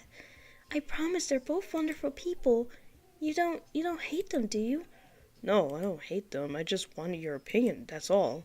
I can see why they would make good friends with you. Phew. You know, Eclipse, it's nice that I get to spend time with you in this club, but I think seeing you get along with everyone is what makes me the happiest. And I think everyone really likes you too. That's... Every day is going to be so much fun. It looks like Saori still hasn't caught onto the kind of situation I'm in. Sure, being friends with everyone is nice, but does it really need to stop there? We'll just have to see what the future holds, Saori. I passed Saori on the shoulder. I said that more to myself than to her, but it's easy to use Saori as an intentional monologue sometimes. Internal monologue sometimes. I do that too, and I feel no shame. Okay. Yeah, let's do this.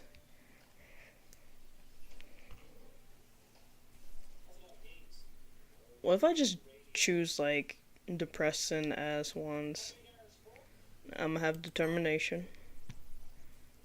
Disaster.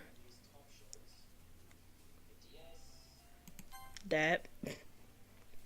I already said it like 2 times. Not. Yeah, I already said like 2 times during the stream. I can't say it a lot. I'm gonna question myself. Disoriented. Yep. Grief.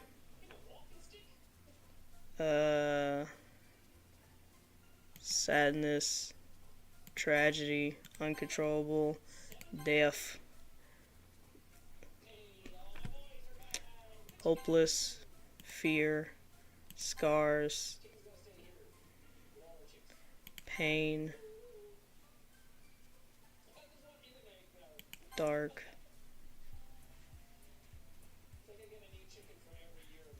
Infinite.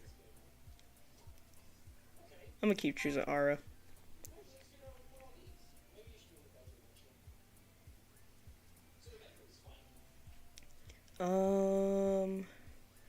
Misfortune. Anger. Misery. I miss the rage. I miss the rage. I miss the rage. Alright. Another day passes and it's time for the club meeting already. I got a little more comfortable here over the past couple of days. This is only Day 1. No, day 2. What the okay. Entering the club room, the usual scent greets me. Hi, Eclipse. Hey, sorry. Looks like you're in a good mood today. I'm just still not used to you being in the club, that's all. I see. That's a pretty simple thing to get you in a good mood, but I guess it's always the simple things with you anyway. Speaking of which, I'm kinda hungry. Will you come with me to buy a snack? No thanks. Huh? That's not like you at all. I have my reasons. Why don't we take a look at your purse? Sorry. Huh? Why that all of a sudden? No reason, really. I just wanted to look at it. Uh, Sorry nervously retrieves her coin purse. She fumbles with the latch and gets it to open. Then she turns it upside down and lets its content spills onto the desk. Only 2 small coins fall out. I knew it. I can see right through you, sorry. That's not fair. How did you even know? It's simple. If you had enough money in the first place, you would have bought a snack before coming to the club room. So either you're not hungry or you wanted an excuse to take a walk, or you plan on conventionally forget that you spent all your money so that I will lend you some. But there's one more thing. You're always hungry. And so that only leaves the one option. I give up. Don't you make me feel guilty? And if you feel guilty, that means you deserve to feel guilty. Yuri suddenly giggles. Huh? I didn't notice that she was listening in. Her face is in her book as always. I wasn't listening or anything. It was just something in my book. Yuri, tell Eclipse to let me borrow some money. Don't get me involved like that, sorry. Besides, you should only buy what you can responsibly afford. And frankly, after pulling a mischievous little stunt like that, your suffering is fair enough to...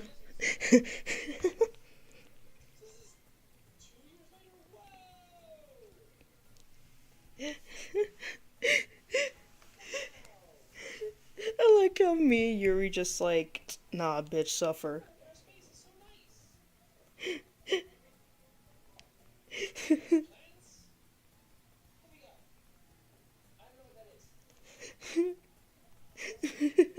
like, nah, bitch, suffer. You broke ass bitch.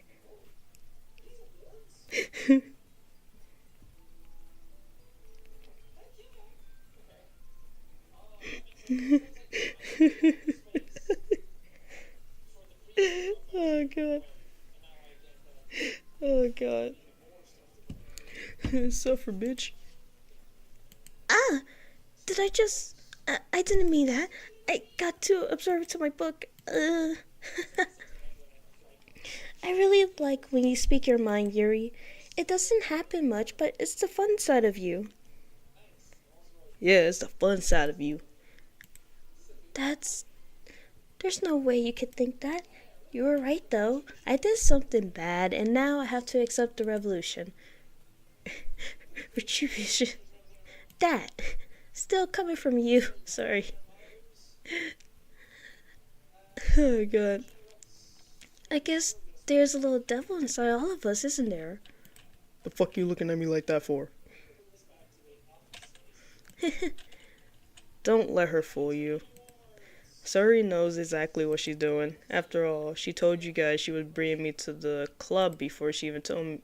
But you wouldn't have come if it weren't for the cupcakes, so I had to trick Natsuki into making them.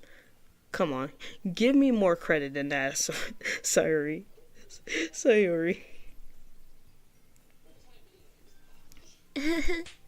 Damn! Out of nowhere, something smacks Sayuri in the face and tumbles onto the desk. Ow! What was... Huh? A cookie? Sure enough, it's a giant cookie wrapped in plastic. Sayuri glances around. Is this a miracle? It's because I paid my... No.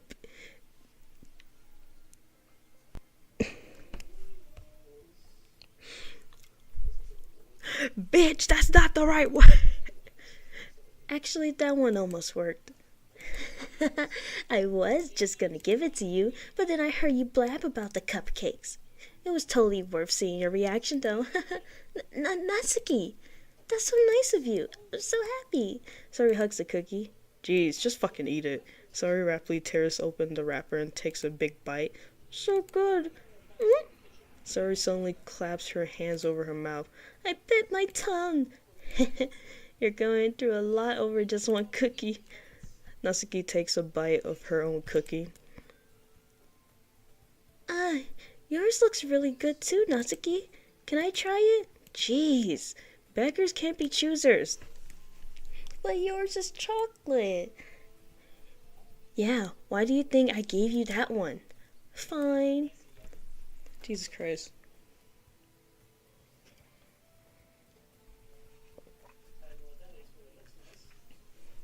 God. I gotta like keep fucking drinking water. God damn. Alright. Still, I'm really happy that you shared this one with me. Sarah gets out of her seat and goes behind Natsuki, then wraps her arms around her. Ah, jeez. I get it. Cookie still in hand, Natsuki reaches up to nudge Sayori off of her. Oh? Sayori suddenly leans down and takes a bite of Natsuki's cookie. Hey, did you seriously just do that? Mouthful, Sayori tilts away to safety. Yuri and I laugh as well. Jeez, you're such a kid sometimes. Monica, can you tell Sayori? Natsuki glances over. Monica is in the club room.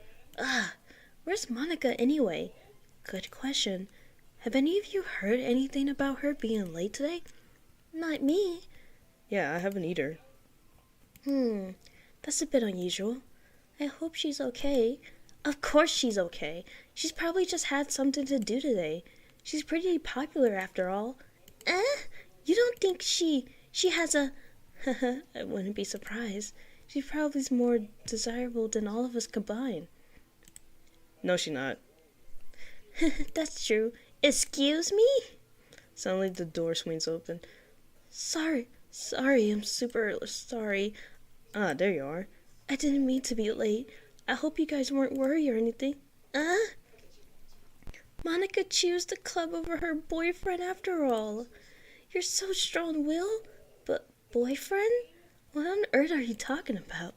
Monica puzzling glances at me. Never mind that. What held you up anyway? Well, my last period today was study hall. To be honest, I kind of just lost track of time. That makes no sense, though. You would have heard the bell ring at least. I must not have heard it since I was practicing piano. Piano? I wasn't aware you play music as well, Monica. I don't really. I kind of just started recently. I always wanted to learn piano.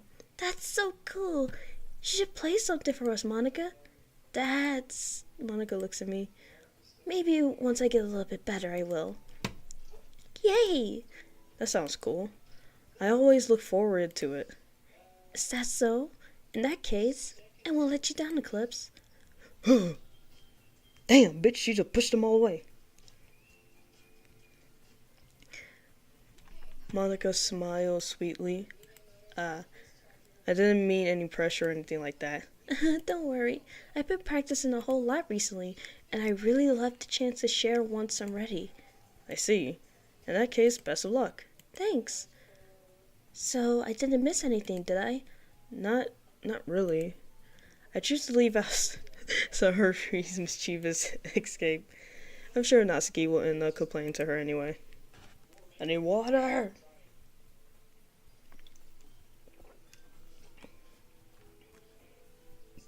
Alright. It looks like everyone has already settled down. Sayori somehow already finished her entire cookie. Yuri is back to her book and Natsuki disappears to the closet. I'm really curious to talk to Yuri a little bit more, but at the same time I feel like I would feel bad for distracting her reading. I catch a glimpse of the cover of the book. It looks like the same book that she lent to me. More than that, she seems to be on the very first few pages. Crap. I think she noticed me looking at her. She sneaks another glance at me and our eyes met for a split second. But that only makes her hide her face deeper into the book. Sorry, I was just spacing out. I'm under this sensing I made her uncomfortable. Oh, it's fine. If I was focused, then I probably wouldn't have noticed in the first place. But I'm just rereading a bit of this, so That's the book you gave me, right? Mm-hmm. I wanted to reread some of it. Not for any particular reason. Just curious, how come you have two copies of the same book? Uh, well, when I stopped at the bookstore yesterday, that's not what I meant. I mean, I just happened to buy two of them. Ah, I see. There's something there's something fairly obvious here that Yuri isn't telling me, but I decided to let go. I'll definitely start reading this soon. I'm glad to hear. Once this starts to pick up, you might have a hard time putting it down. It's a very engaging and relatable story. Is that so? What's it about anyway? Well, Yuri closes the book and scans her eyes over the back. The book is titled Portrait of Markville. Just a obvious looking eye symbol on the front cover. Alright, I just wanted to make sure I don't accidentally give anything away. Basically, it's about this girl in high school who moves in with her long-lost younger sister, but as soon as she does so, her life gets really strange.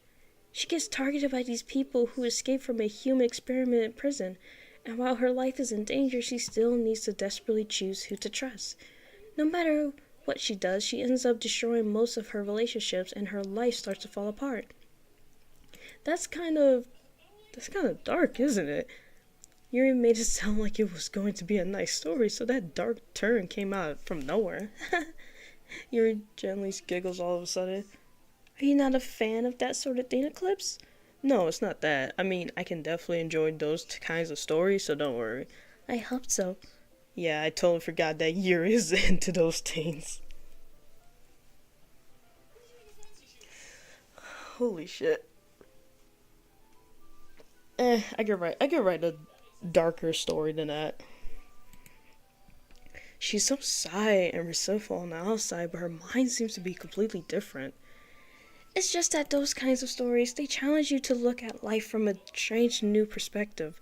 When horrible things happen, not just because someone wants to be evil, but because they have their own goals or their own psychological that they believe in. Then suddenly, when you thought you relate to the protagonist, they're made out of to be naive, one for letting their one-sided morals interfere with the villain's plans. I'm rambling again, aren't I? Not again. I'm sorry. Hey, don't apologize. I haven't lost interest or anything. Well, I guess it's alright then. But I feel like I should let you know that I have this problem. When I let things like books and writing fill my thoughts, I kind of forget to pay attention to other people. So I'm sorry if I end up saying something strange. And please stop me if I start talking too much. I really don't think you need to worry. That just means you're passionate about reading. The least I can do is listen. It's a literature club after all. Wait, didn't I told her this before? Also, god fucking that.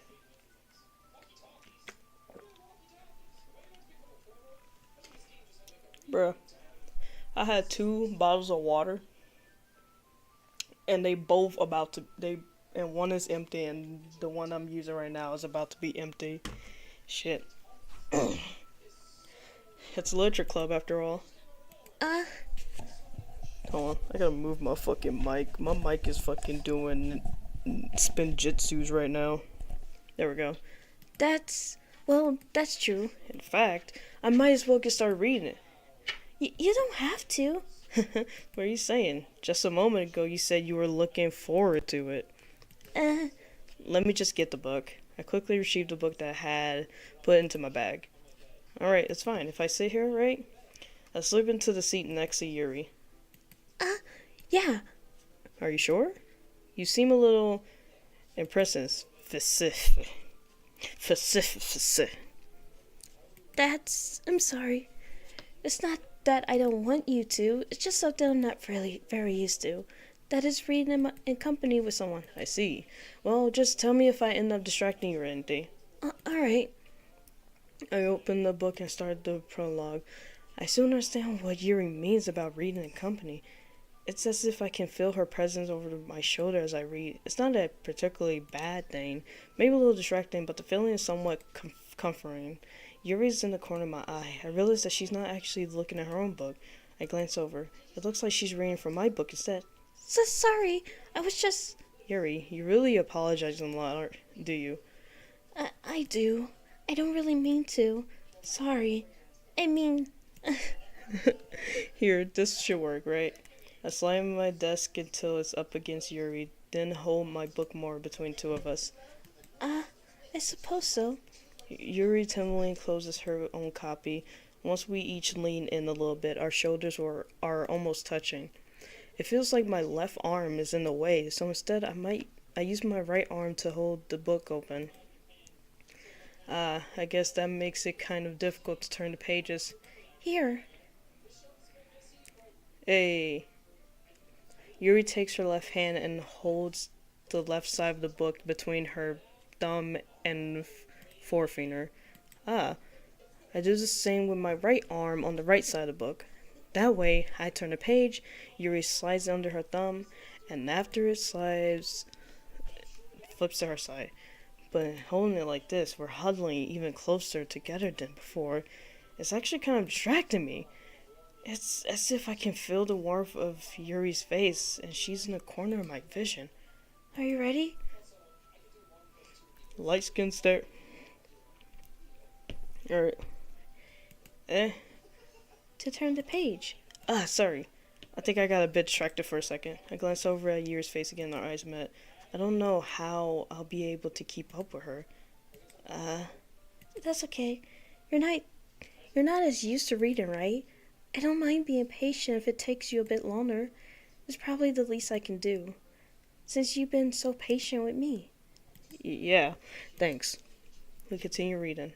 Yuri no longer asks me if I'm ready to turn the page. Instead, I just assume that she finishes the page before me so I can turn it by my own volition.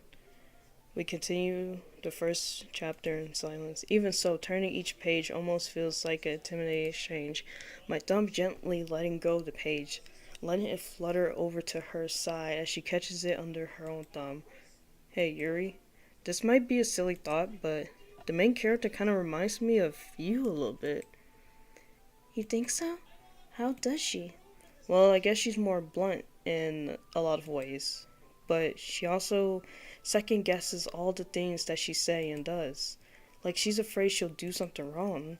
It's not like I can see into your own head or anything, but they're kind of resembling of some of your immature mannerism. I see.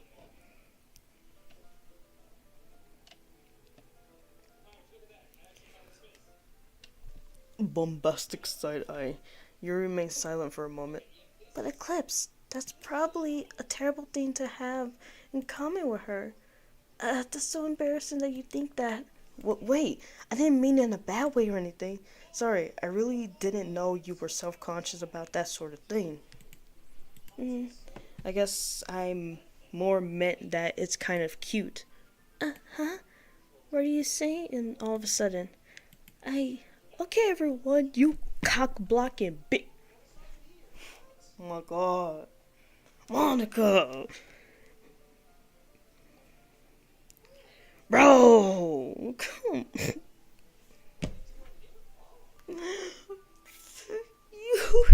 You cock-blocking bitch! You fucking cock-blocking. Damn it! Okay, everyone. I think it's about time we share today's poem with each other. We might not have enough time if we wait too long. Yuri exhales, spare with finishing her thoughts. Is that alright, Yuri? You look kind of down. I'm sorry if you haven't been looking forward to this. It's not that. It's fine. Bruh.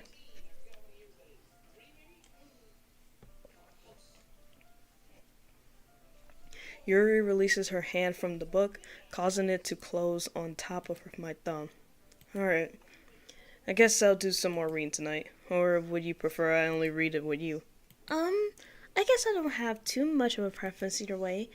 In that case, I'll read a little more tonight. It'll be more fun to read with you after it picks up a bit, you know? That's good reasoning. In that case, feel free to finish the first 2 chapters in your own time. Alright, I stand up. I make a mental note of where I left off in the book, then slip it back into my bag. Man, fuck you, Monica. You pissed me off with that shit. Bitch comes out of nowhere. Hi. Alright, Let's see what you've written for today. here stares at the poem with a surprised expression on her face. Do you like it? Eclipse, how did you pick up on this so quickly? Just yesterday I was telling you the kind of techniques worth practicing. Maybe that's why. Nah, because I got depression, bitch. You did a good job explaining. I really wanted to try giving it more imagery. Yuri visibly swallows. Even her hands appear sweaty. I'm not used to this. Used to what? I don't know. It's fine, take your time. Yuri breathes and collects her thoughts. I know that Yuri likes to think before she speaks, so I offered that patience to her. Yeah, just being appreciated like this, I guess. It probably sounds really stupid, but seeing someone motivated by my writing, it just makes me really happy. Are you saying you never share your writing before? Really? I don't believe it. I really only write for myself, and besides, people would just laugh at me. Do you really think that? Again, Yuri nods. Even your close friends? Yuri doesn't respond to that.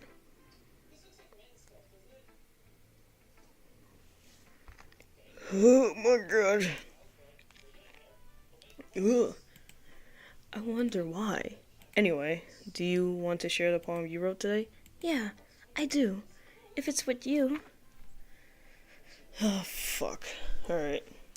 I swear to God, bitch, if you put some hard ass words, I'm gonna cry. Alright. The raccoon. It happened in the dead of night while I was slicing bread for a guilty snack. My attention was caught by the scuttering of a raccoon outside my window. That was, I believe, the first time I noticed my strange intentions as an unordinary human. I gave the raccoon a piece of bread, my subconscious well aware of the consequences, well aware that a raccoon that is fed will always come back for more. The insensing beauty of my cutting knife was a symptom. The bread, my hunger, curiosity, the raccoon, an urge. The moon sends its face and reflects that much more light off of my cutting knife. The very same light that glints in the eyes of my raccoon friend. I slice the bread, fresh and safe. Or is that soft? No, that's safe. Okay. Fresh and safe. The raccoon becomes excited. Or perhaps I'm merely projecting my emotions onto the newly satisfied animal. The raccoon has taken to following me. You could say that we gotten quite used to each other. The raccoon becomes hungry more and more frequently, so my bread is always handy. Every time I brandish my cutting knife, the raccoon shows me his excitement. A rush of blood. Classic. The fuck does that say? The fuck does that say? Pavilion? Condition? I slice the bread and I feed myself again. This is a real. Oh! Oh!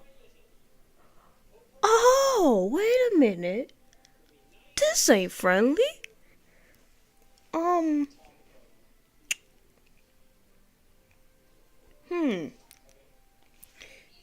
He finds the animal and he keeps feeding it, and then at the end he kills the animal because it's now big and fat and meaty. And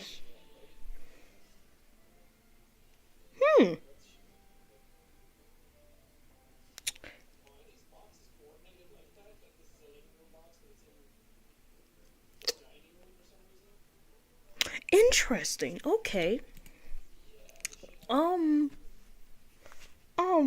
Yuri, bitch, are you a cannibal? Are you a cannibal? Is that what you're trying to tell me? Are you a cannibal like Vanessa? Is that what you're trying to tell me? I was a little more daring with this one than yesterday's. Nah, shit. I can see that. It's a lot more metaphor. I don't know if it's my fault, but I can't begin to imagine what this poem's about. That's right. It's a bit closer to my preferred writing style, using the poem as a canvas to express mindful imagery and converting emotions through fucking hell. Oh, God. Yeah, if I take it at face value, then I can't even figure out what's it supposed to mean. Well, I think it's something that different people can relate to in their own way. I want to express the way it feels for me to indulge in my own unusual hobbies. It's those sorts of things I'm usually forced to keep to myself, so I sometimes enjoy writing them. Why do you keep them to yourself? Because they're embarrassing, and people will make fun of me. Don't you have anything like that, Eclipse? Well, I have a whole fucking YouTube channel, but I stopped being embarrassed about it. I just don't give a fuck. Well, yeah, I guess I do. I feel like everyone has a little something like that. The best we can do is respect each other and our individuals. Even if it's difficult sometimes and some things make us uncomfortable. God fucking damn it. After all, if I hadn't learned to embrace my own weirdness, I would probably hate myself. Bitch, you making me hate myself even more.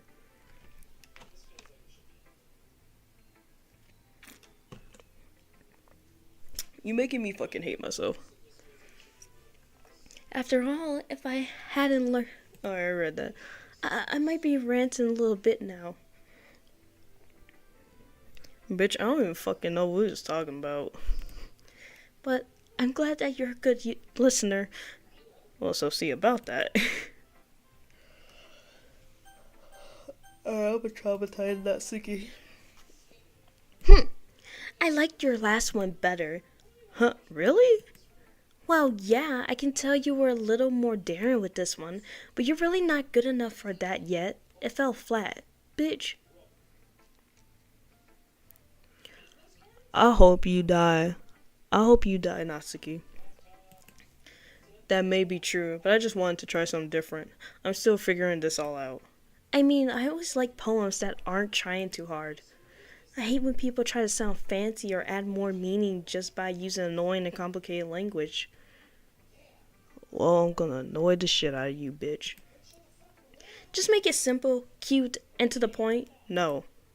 Yuri's head over heels for all this cryptic nonsense, but I see right through that bullshit, huh? No, you don't. Bitch, yesterday you was so confused. You was confused. Making your reader look so hard for all this deep meanings that is just an excuse to have no meaning at all. Well, actually, as someone who written TCV, who created TCV, when it comes to writing, I'm in the middle of both. But I mostly try too hard with the writing, so part of the audience can understand or try to figure it out because most of them like a challenge. And the other part is where it's simple and a bit easy, but not too easy for people to figure it out. So I'm technically doing both, but only 10% of the fandom can get it right. So fuck you, Natsuki. I guess that's one way to look at it. Well, everyone has their own opinion, but my opinion is the best opinion. I'm sure you figured that out already. No. No, it's not. Anyway, here's my poem. Maybe you'll learn something. Oh my goodness, it's finally long.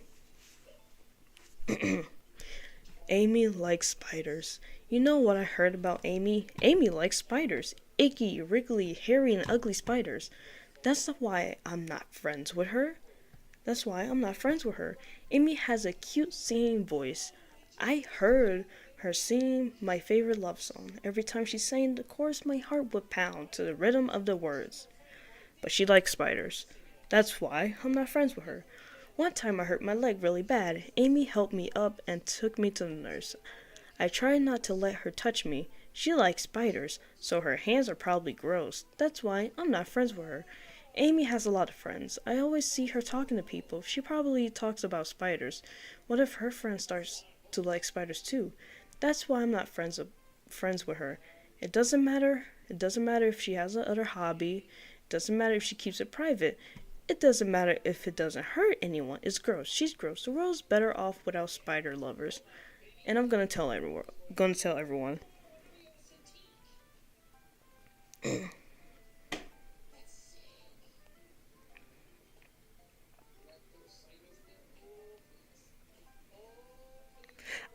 I heard a lot of people saying that the Sun and Moon show lore has gone downhill, but I can't go back.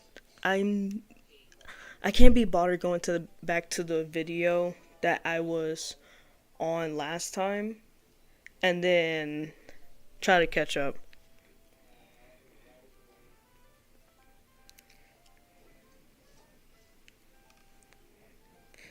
Like, I have heard so many people leaving the Sun and Moon show fandom.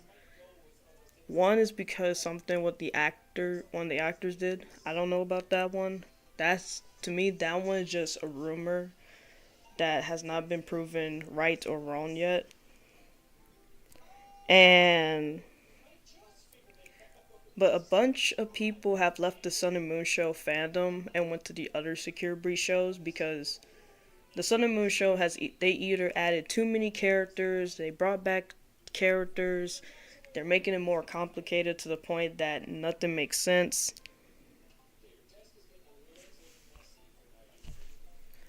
Cause even cause someone even walked up to me in VR chat and it was like, "Hey, I'm trying to do a series similar to the Sun and Moon show, and they're doing all of this. I wasn't able to keep up what the hell the kid was trying to tell me because I got so confused. But the kid wanted help, and I was just like, here's some ideas that you can work out with. Have fun with it. Not bad, right? It's quite a bit longer than yesterday. Yesterday was way too short. I was just warming up. Bitch, lying ass. I hope you didn't think that was the best I can do. No, I thought it was the best you could do.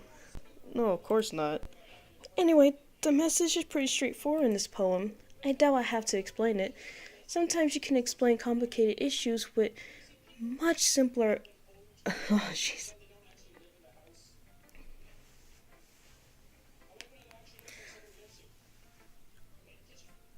Bitch, I'm be honest, I read it, and it just seems to me that one person is judging someone because of one thing they like, and now you decided to not be friends with them anymore or do anything like that. The only shows I have ever got interested because I didn't really care much about the Sun and Moon show was Freddy and Funtime Freddy because I love any Funtime Freddy like characters. I just want them to be smart. I hate when I I shouldn't say hate. I dislike when the FNAF fandom have now put Funtime Freddy in the line that he's the dumbest and Funtime Foxy the smartest. When realistically, Funtime Freddy is a smart ass motherfucker. He can find over over 20,000 ways to kill a human or to use himself as a weapon. No, you can't cancel the Secure Breeze shows. All right, so this is my opinion, and I will say this: when it comes to the Secure Breeze shows, I think the main problem is just the character matchup with the shows.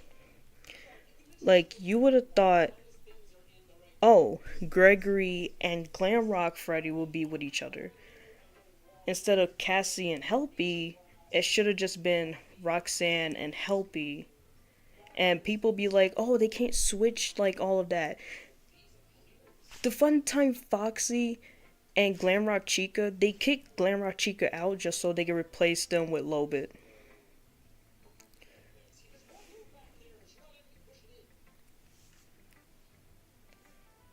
Like, I'm sorry, I'm that type of person who I just like I know their like FNAF lore and FNAF logic is different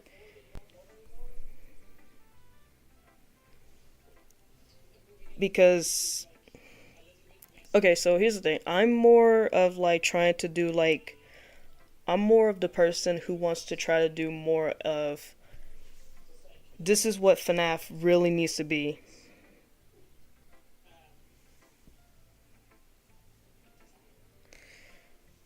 People try to get TCV to be similar to the Secure Breach show.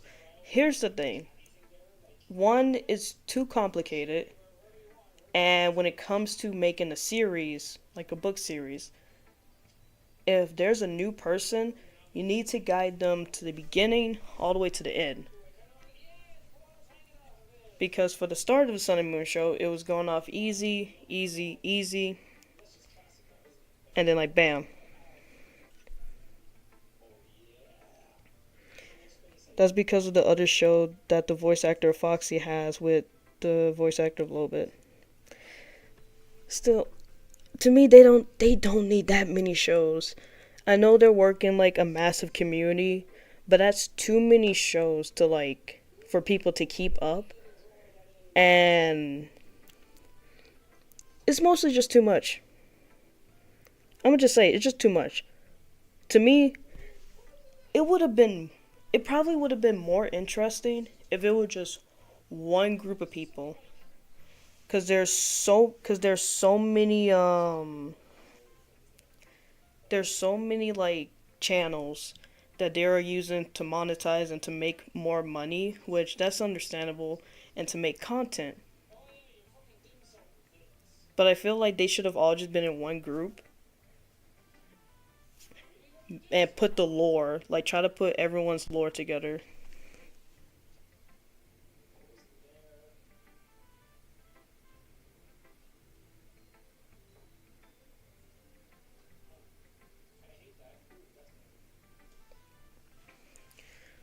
I I only watch the Sun and Moon Show channel because one of my friends kept begging me to.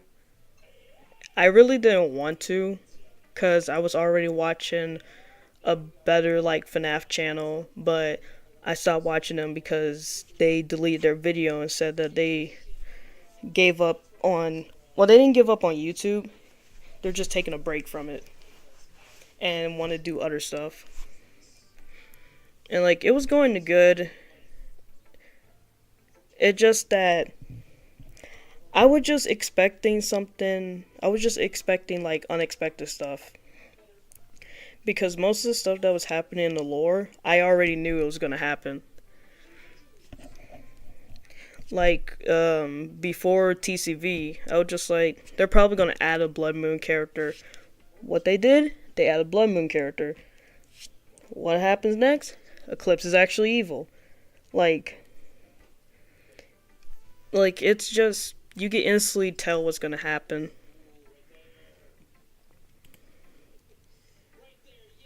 Oh god.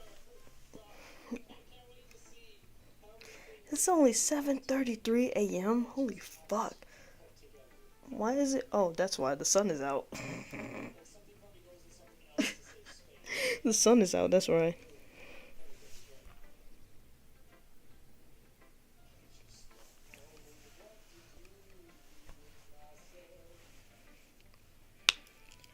But personally, the actors of Sun and Moon, I like their personal work. I don't I dislike the stuff that happens in the Sun and Moon shows, the Sun and Moon show, but their personal like channels, I prefer it more than like all that other shit. That's just me though. And it helps people realize how stupid they're being. Fuck you, Natsuki. I don't even know what we're talking about. Like, anyone would agree that the subject of this poem is an ignorant jerk. Do you know people like that? Of course, it's about how everyone thinks my... That doesn't matter. It can be anything. I wrote it to be easy to relate to. Everyone has some kind of weird hobby or a guilty pleasure. Something that you're afraid if people find out. Motherfuck... If people find out, they'll make fun of you or think less of you.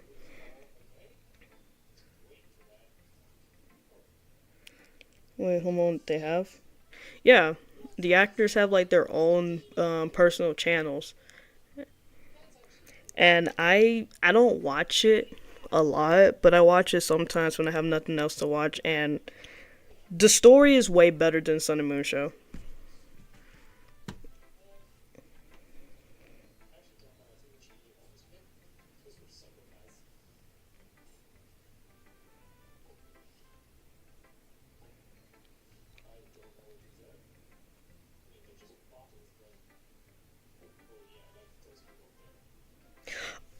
I okay, I will say this.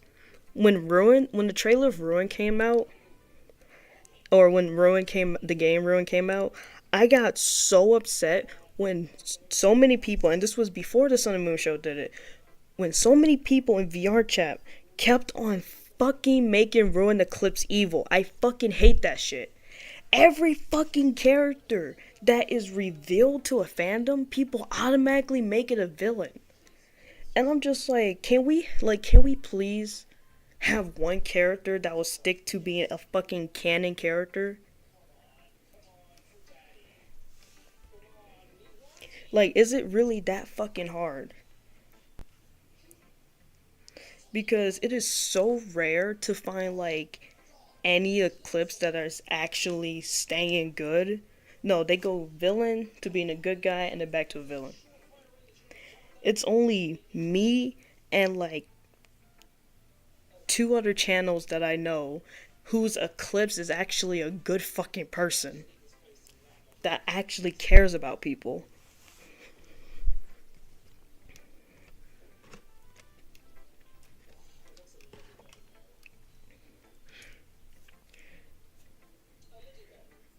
And I'm just like, bruh.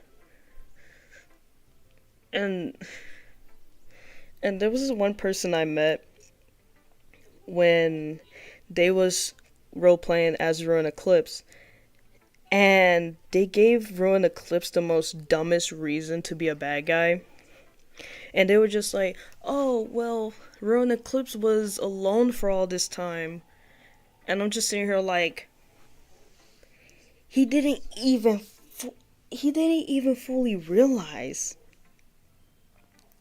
He didn't even fully realize. He was still resetted, program, and usually how robots work, because I'm a fucking nerd and shit. They keep doing their routine and then wait patiently. That's it. Nothing else. Stop making unnecessary people bad guys. It's okay to have a few good guys.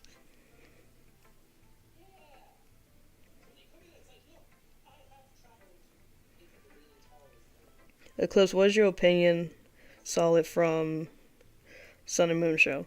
I'll be honest, I don't like it. It was going good, and I know channels like stories need to change, but it's to the point where, I'm gonna be honest, Lunar and Blood Moon should have stayed dead. They should have actually stayed dead, because it was obvious that they was going to bring them back. But the character should have stayed dead for a while. Or at least like loner. They could have brought back Lunar, but Blood Moon, he should at least like stay dead. They gave him a good death.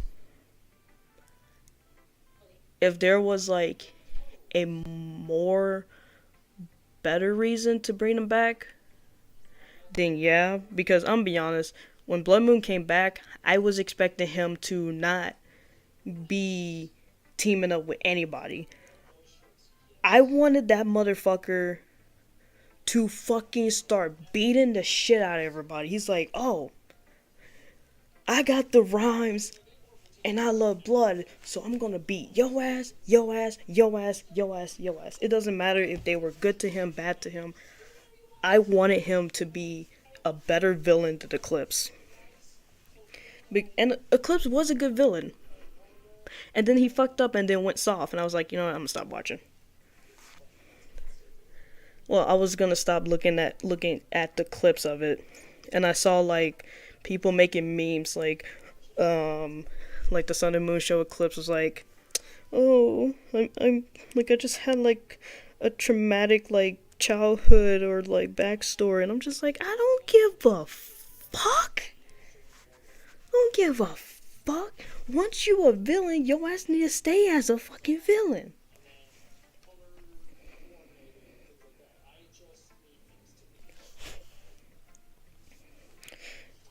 And this is one of the reasons why season 2 is taking so long. I try to give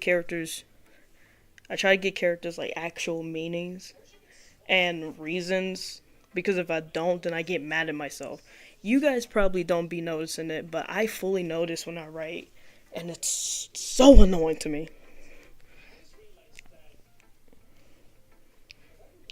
Natsuki, you a bitch. But that just makes people stupid. Bitch, you look stupid. Who cares?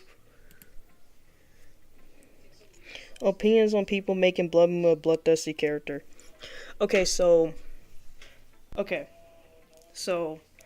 I get fully answered this because so many fucking people have came up to me asking, why does TCV Blood Moon act so weird? Why does TCV Blood Moon act like this and not like this? Because it pissed me off so much. So here's the thing. I'm okay with a few blood moons I have seen being bloodthirsty, but every fucking blood moon does not need to have 2 or 15 fucking 100 different personalities in one body, because 1, that is painful as hell, and 2, it wouldn't make sense because you need so many people having to put on different accents even though they do not sound any like, they don't sound different. It just squeaky little children trying to do that.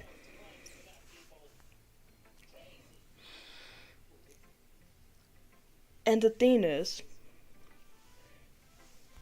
usually, yeah, Lulu, it's an overused character trait. Now here's the thing, blood moon characters or most characters that's similar to somebody, they can have bloodthirsty traits. That's fine, but they don't need to have it as their 24/7 trait. Like for TCV Blood Moon, and don't worry, this is not spoilers.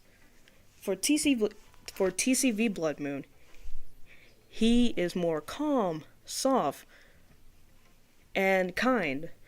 But TCV Blood Moon has a old version of himself, or not an old version, but an old personality that he still has. He just has a firewall so that thing doesn't fucking break in.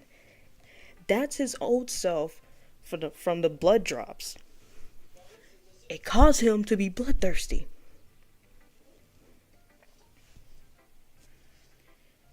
You need to give your characters reasons as to why some of their character traits are like this. If you don't, people will start getting confused, and people will be like, you know what? Let's go to these other characters that are just copy and paste, copy and paste, copy and paste, copy and paste with each other.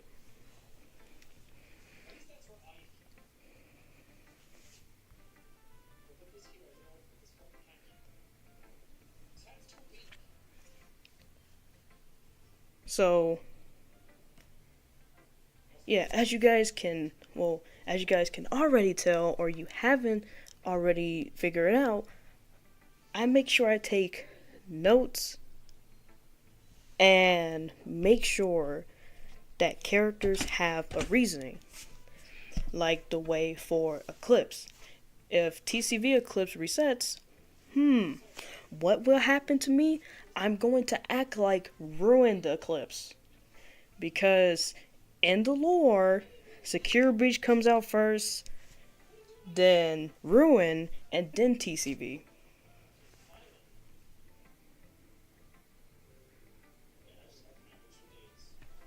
That's why. Yuri wrote something similar today. Huh? Did you see Yuri? Yeah. She said her poem was about an unusual hobby of hers. I didn't really get it, but she said something similar to you. That people shouldn't make secure.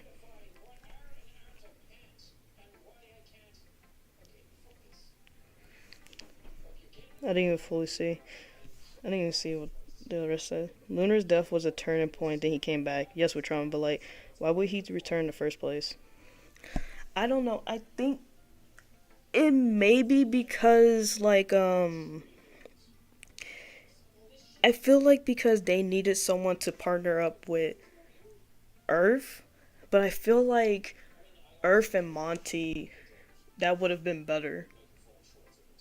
But then again, people are probably gonna get upset with that. That probably would have been better at first, and then it got bad. But I don't know. I just feel like that characters that were created in one of the shows, they should stay in one of the shows and not have their official channel. So people who want to watch like all the shows, they don't have to like break their brains trying to like figure out which like whose shows they're missing. But then after like I was okay with the Monty and Foxy show because those two are my favorite like FNAF characters. But as soon as all the other shows came up, I was like, okay, I can't keep. Yeah, my friend's not gonna keep up.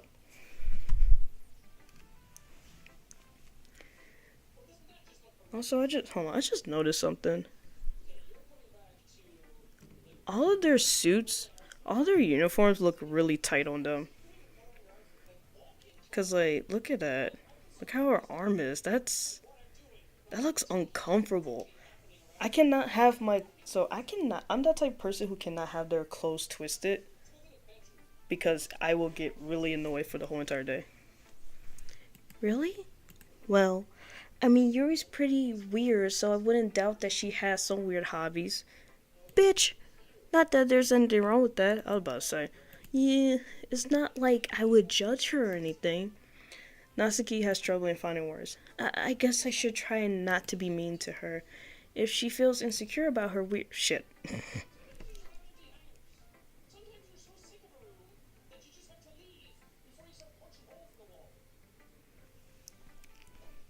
This motherfucker! Blood Moon convo reminded me of when I was acting like Blood Moon, getting pissed off. We spent 30 minutes trying to get ways to piss me off. Okay, so here's what, well, my advice is because I did take like somewhat like acting in my school. So basically, when it comes to acting in a certain emotion, like for blood, not for Blood Moon, for our moon, in the with him and the original moon, it was so like annoying because we couldn't get him to get scared. So we had to actually get him to be actual scared. That's why we went to the ball pit area because how terrifying that world is. And also the music, and also in that world, there's little kids laughing in your ear, and it sounds like someone is walking towards you. Not player movement, it actually sounds like someone was walking, like running at you. But season 2 is going to get worse, and it has to deal with almost everyone's fear, so that's going to be terrifying. So, like, so for all of us, let's say for me, um, in one of the scenes for fixing Eclipse, I had to, well, the day before the recording, I had to make sure I know how it feels like to get electrocuted. No, I didn't actually electrocute myself. So there's this thing that I have where watch I actually watch someone messing with electricity, and don't worry, they didn't get hurt. And I start feeling that pain, and I started twitching a lot. And let's be honest, that actually hurt. Same way if I see someone getting punched in the face, I feel that, and I hate it because I feel pain for those people. Especially when it came to the Vanessa Q&A. It was such a struggle. Well, it was a struggle for me because I had to lay in bed just in case I accidentally give myself a seizure. So I had to lay in bed. The person who was who was kind of Vanessa had to record my audio just in case I didn't have enough time to stop it or I couldn't start it myself. So I lay in bed, put on my headphones, and I had to listen to a whole audio of guts being smushed, sliced, beaten, shot. And I had to do that just to get that perfect scream. And I was just on the bed like, this really feels uncomfortable. And I'm starting to be in pain. This fucking hurts. Ow! But thank God I didn't have a seizure. But I was in pain. And then, just so we could test it out again, we went to VR chat and went to one of the torture worlds that an old friend of ours made. That wasn't fun either. It was not fun. Because as soon as we start, I realize, oh wait, I have phantom sense. This will fucking be in pain. But thankfully, we didn't need to do anything that bad. We just need to get the world sound effects. That's it. And it was a good thing. So, like, if you just, like, start imagining stuff and then start really feeling the emotions, yeah, you can actually give that character emotions really bad.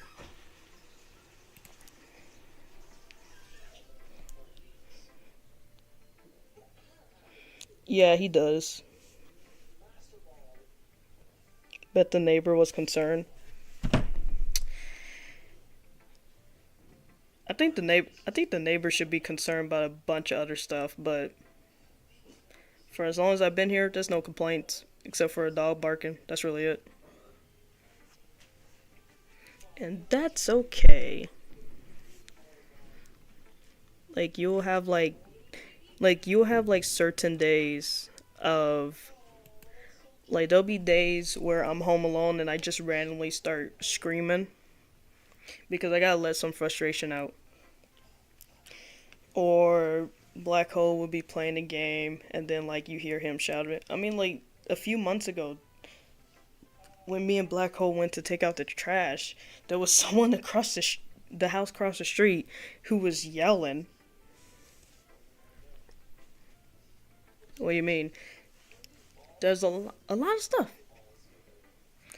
Let's see. There'd be times where me and Black Hole just randomly just shout or just be loud in general. There'll be times I'm raging in the game and I start like punching the wall and or going outside and screaming. Yeah, but no noise complaint. Police haven't gone here yet, so it should be good. It should be good. I hope so.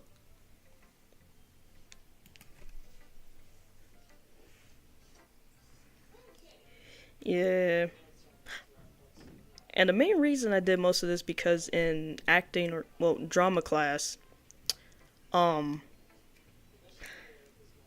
let's just say I had to play as one of the fucking king's jesters, and that motherfucker had to like, so the king was like an abusive guy, so I had to like make it seem like I'm in pain. So I'm just like, okay, I'm gonna be in pain. So the dumb things I had to do was, one, I had to know what it feels like to be kicked. And I'm like, okay, who do I trust the most to not, who could kick me but not kill me? My little sister. And I was wrong. Because she kicked me so fucking hard. And the thing was, she was only a year old and she managed to kick my fucking stomach and managed to punch it. And I'm just like, you a strong ass fucking baby. But don't worry, she was worried for a second. But then but now I know how it feels to actually be in pain. So I could actually just write a quick script of torture or something and then voice act it. As for that music box part, which a lot of people cry and I'm sad about it. I'm just over here like, I did really, really good on that.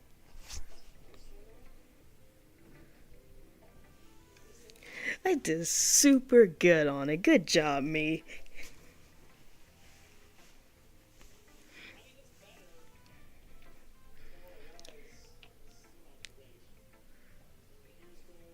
And the thing was, I don't think people like fully realize, because only like one person noticed something, that Eclipse music box is, well, you couldn't really hear it because one, we couldn't find the audio, but Eclipse box music box symbolizes the one song that stole his son for Octavia when she was little.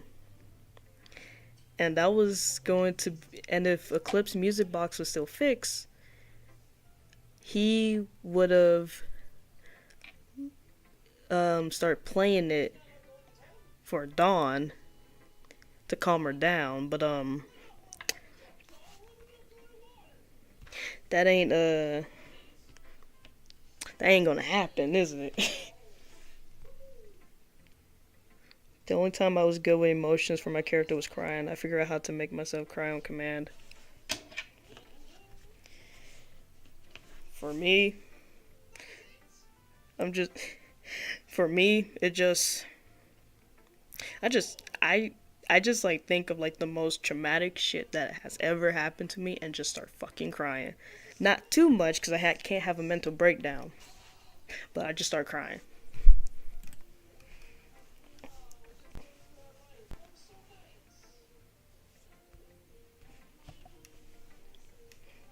Nah, that music box beyond broken. I don't even know how I'm gonna write it to like find a way to even get that shit fixed. Who knows? It might get fixed. It might not fix. Now I'm gonna cry with that info. Good. Alright, anyway. I don't like writing unless there's a good message to take away from it. Like conveying emotions is important. Exactly. But I want to make people think, not just feel. Remember that. I'm gonna write a good one for tomorrow too, so look forward to it. Monica. Hi again, Eclipse. I can't do the fucking voice.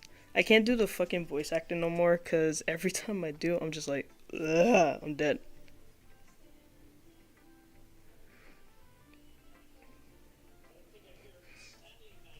What do you mean good? Good. How's the writing going? Alright, I guess. I'll take that. As long as it's not going bad. I'm happy that you're applying yourself. Maybe soon you'll come up with a masterpiece. Haha, I wouldn't count on that. You never know. Want to share what you wrote for today? Sure, here you go. I give my poem to Monica. Alright. Great job, Eclipse. going in my head while reading it. It's really metaphorical. I'm not sure why, but I didn't expect you to go for something so deep. That's what she said. I guess I underestimated you. It's easiest for me to keep everyone's expectation low. That's why it always counts when I put in some effort. Haha, that's not very fair. Well, I guess it worked anyway. You know that Yuri likes this kind of reading, right? Writing that full of imagery and symbolism. Unlike Sorori, who likes using simple and direct words to describe happiness and sadness. Yuri likes it when readers are left to derive their own meaning out of it.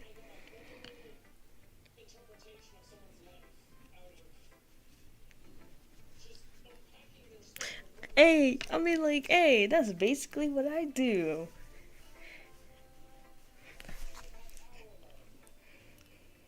I should I should probably make one of those like water videos, like how TCV are made. Just like have a bowl, water, just like alright, storyline, characters that people will like, angst, more angst. Let me just throw this bowl in the fucking ocean.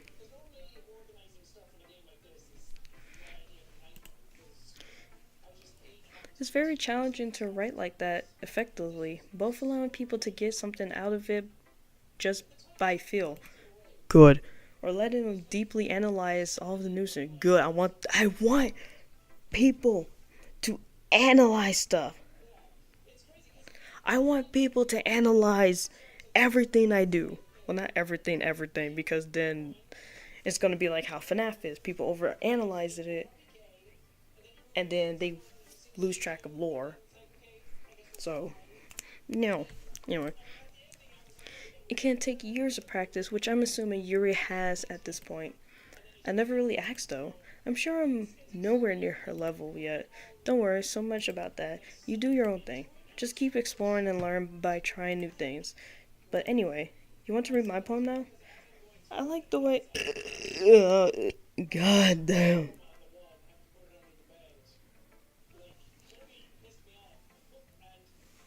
God damn.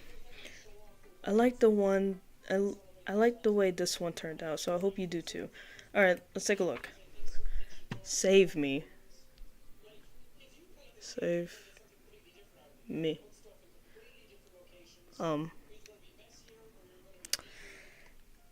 Alright, anyway, we'll be right back.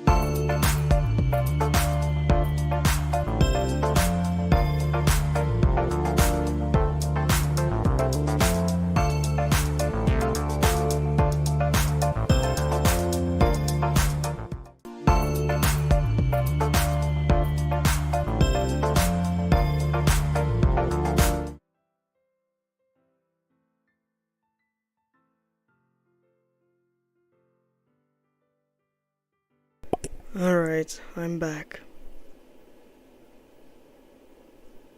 Let's continue with the game. Save me. The colors, they won't stop. Bright, beautiful colors. Flashing, expanding, and piercing. Red, green, blue. An endless cacophony of meaningless noise. The noise that won't stop. Violent, grandin waveforms. Squeaking, screeching, and piercing. Sen, consent, tangent. Like playing a chalkboard on a turntable table. Like playing a vital on a pizza crust. An endless poem of meaningless. Load me.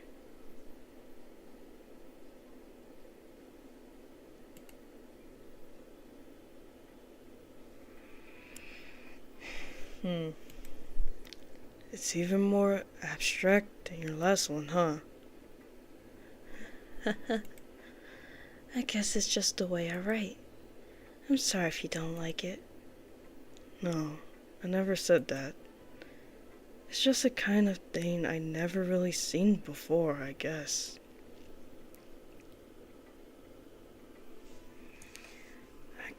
I kind of like playing with my space on the paper. Choosing where and how to space your words can totally change the mood of the poem. It's almost like magic. The way I wrote the lines really short makes it feel like they're trying to speak over the noise. I see. It's still hard for me to tell what it's about, though. Yeah, I'm alright, guys. Don't worry. Sometimes asking what a poem is about isn't the right question. A poem can be abstract as a physical expression of a feeling, or a conversation with the reader. So putting it that way, not every poem is about something. Anyway, here's Monica's writing tip of the day.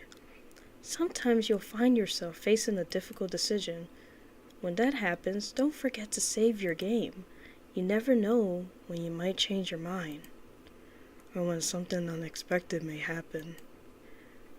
Wait, is this tip even about writing? What am I even talking about? That's my advice for today. Thanks for listening.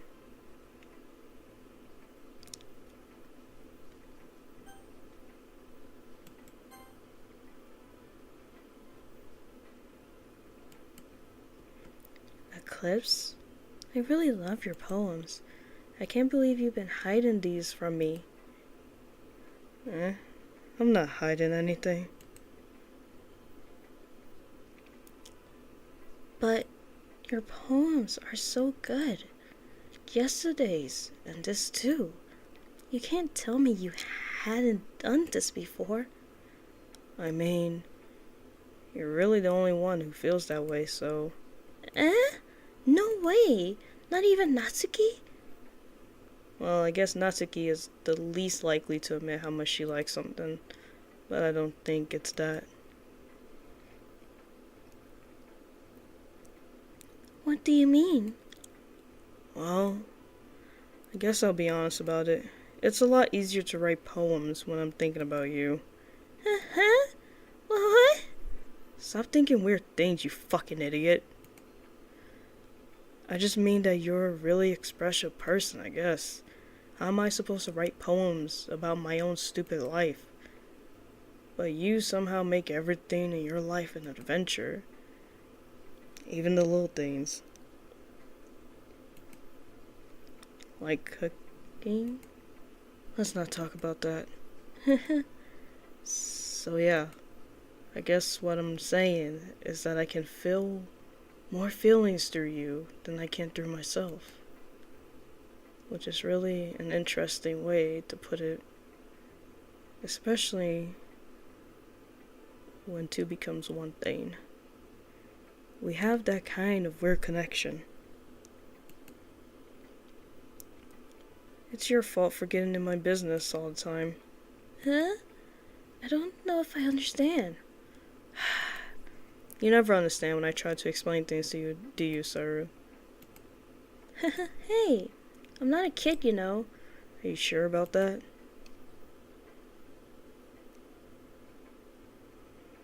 Maybe. Sayori starts fiddling with her pencil between her hands. Hey, Eclipse, will you give me your poem? I kinda want to keep it. Huh? Why? Because, well, it's the first time you've written something for me. Sorry, Sayori, you completely misunderstood. I didn't write this for you. Are you even listening anymore? Well, whatever. I'll give it to you when we go home. Really? Ah, I broke my pencil.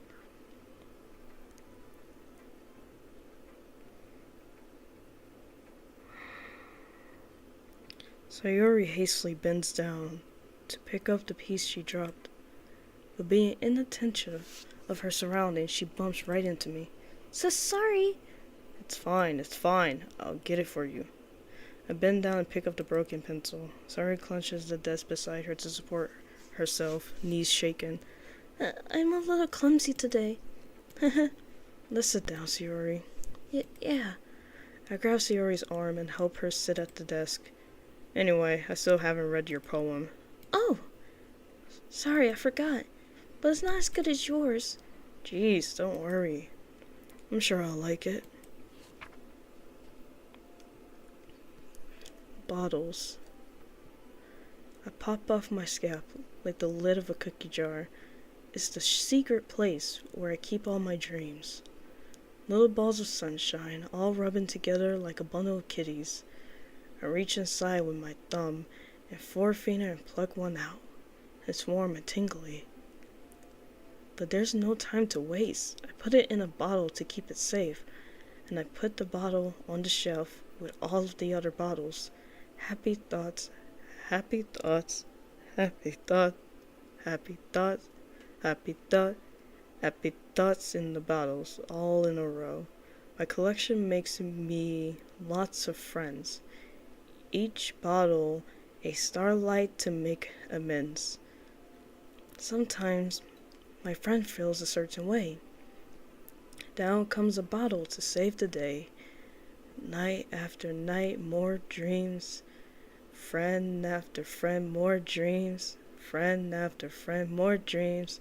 Friend after friend, more bottles. Deeper and deeper my finger go. Like exploring a dark cave, discovering the secrets hiding in the nooks of cranes, digging and digging, scalping and scabbing. I blow dust off my bottle caps. It doesn't feel like time elapsed. My empty shelf could use some more. My friends look through my locked front door. Finally all done, I open up and in come my friends. And they come in such a hurry. Do they want my bottles that much? I frankly pull them from the shelf, one after the other, holding them out to each and every friend, each and every bottle. But every time I let one go, it shatters against the tile between my feet. Happy thoughts, happy thoughts, happy thoughts, happy thoughts, happy thoughts, happy thoughts, and shards all over the floors. They were supposed to be for my friends who aren't smiling. They all shouting, pleading something. But all I hear is echo, echo, echo, echo, echo inside my head.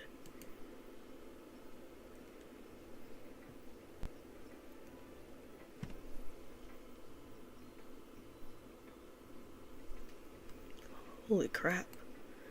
Sayori, did you really write this? Of course I did. Didn't I tell you yesterday I was gonna write the best poem ever? Yeah, but I didn't expect something like this coming from you. Monica taught me a whole lot, and I've been really in touch with my feelings recently. I see that. It's almost kind of creepy. Creepy? Well, not exactly. Maybe because I'm so used to you being cheerful. Well, never mind. I'm thinking too hard about this.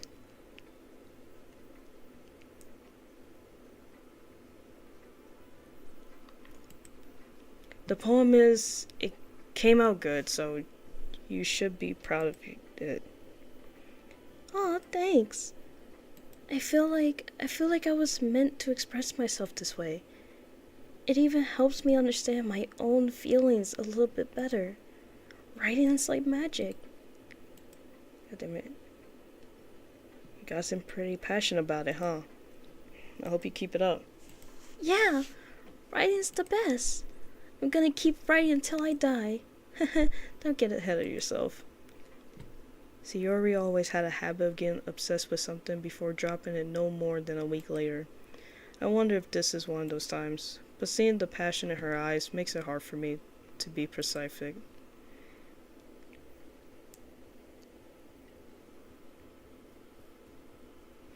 Okay, everyone, we're all done reading each other's poems, right? I have something extra planned today. So if everyone could come sit at the front of the room. Is this about the festival? Well, of course. Do we really have to do something for the festival? It's not like we can put together anything good in just a few days. We'll just end up embarrassing ourselves instead of getting any new members. That's a concern of mine as well.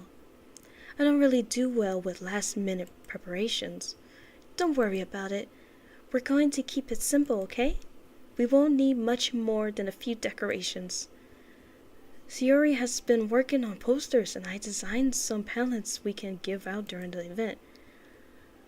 Okay, that's great and all, but that doesn't tell us what we're actually going to be doing for the event. Sorry, I thought you heard about it already. We're going to be performing. Performing?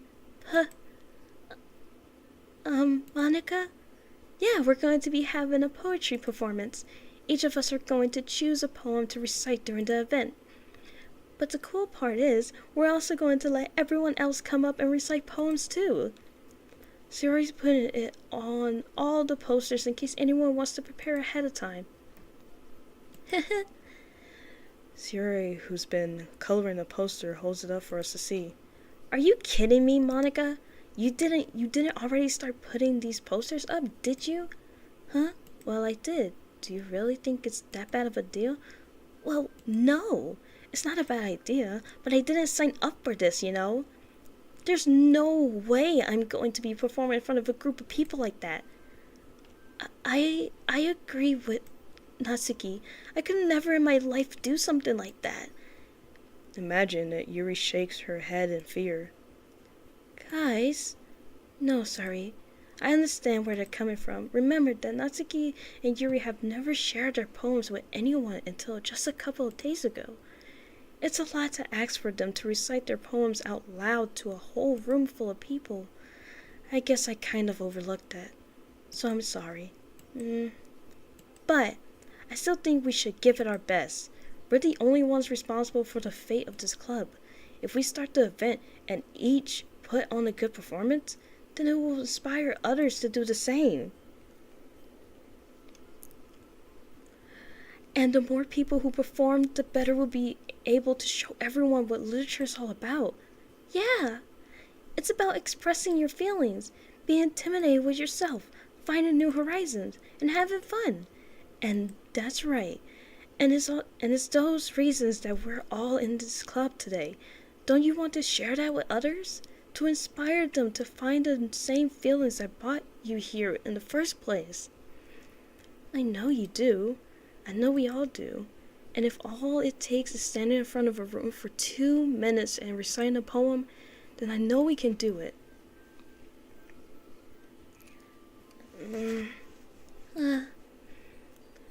Natsuki and Yuri remain quiet. Sayori looks worried. I guess this leaves me no choice. I agree. I don't think it's too much to ask. I think that Sayori and Monica have been trying really hard to get new members. The least we can do is help them out a little. Well, maybe, but... It looks like Natsuki doesn't have any arguments left. Okay, fine. I guess I would try. I would just have to get over it. Alright. Phew. Thanks, Natsuki. What about you, Yuri? Glances. Yuri dejectedly glances around at everyone else they expect to face. I guess I don't really have a choice. That's everyone. We're the best. You're the best, Yuri. This club is seriously going to be the death of me. Oh gosh. You'll be fine, Yuri. But anyway, let's move on to the main event. I want each of you to choose a poem of yours. We're going to practice reciting them in front of each other. No way! Monica! This is too sudden. Well, if you can't recite your poem in front of a club, how do you expect to do it in front of strangers? Oh no. Don't worry. I'll start off to help everyone feel a little more comfortable. Can I go next? Of course. Now let's see. Monica flips through her notebook to the specific poem she has in her mind for herself. She then stands behind the podium.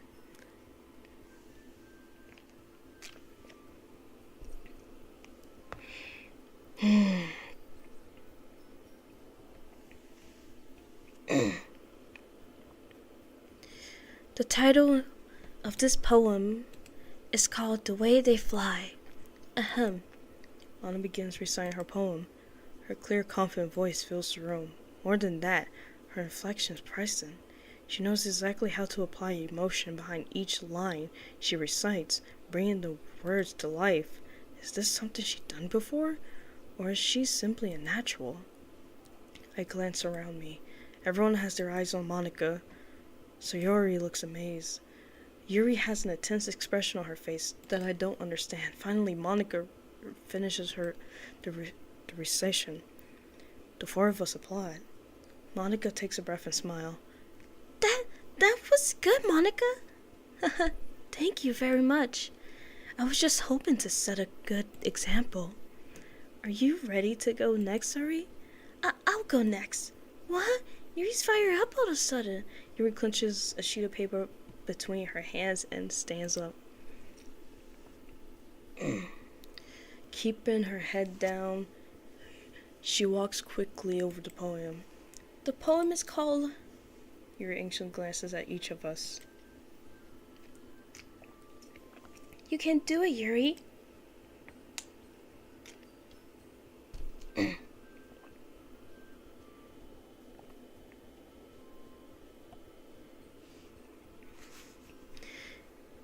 It's called...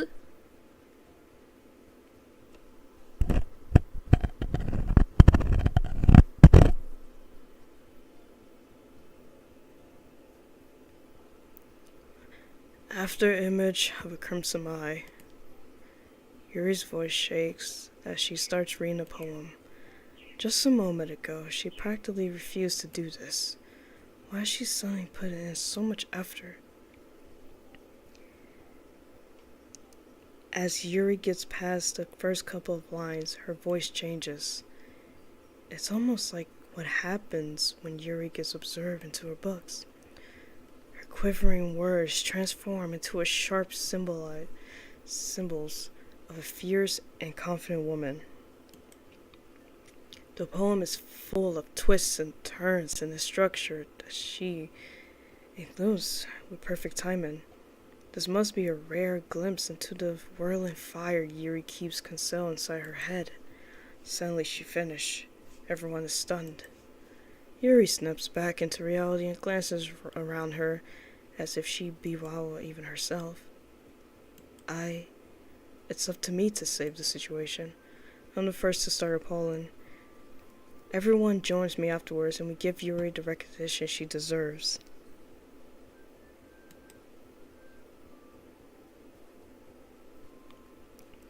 It's not like we didn't want to apply for her, but we were caught so off guard that we must have forgotten. As we applaud, Yuri holds the poem to her chest and rushes back into her seat. Yuri, that was really good. Thank you for sharing.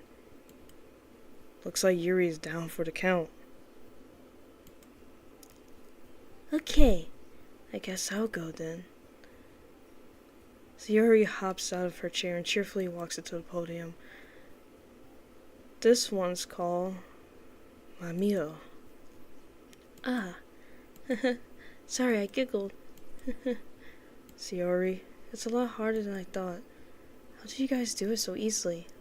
Try not to think of it like you're reciting to other people. Imagine you recite it to yourself, like in front of a mirror or in your own head. It's your poem, so it'll come out the best that way.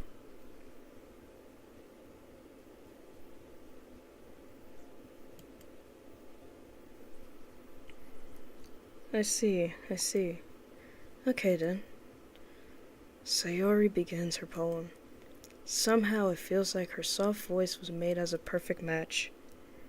The poem is an aimless cherry, like Sayori is sour and bittersweet.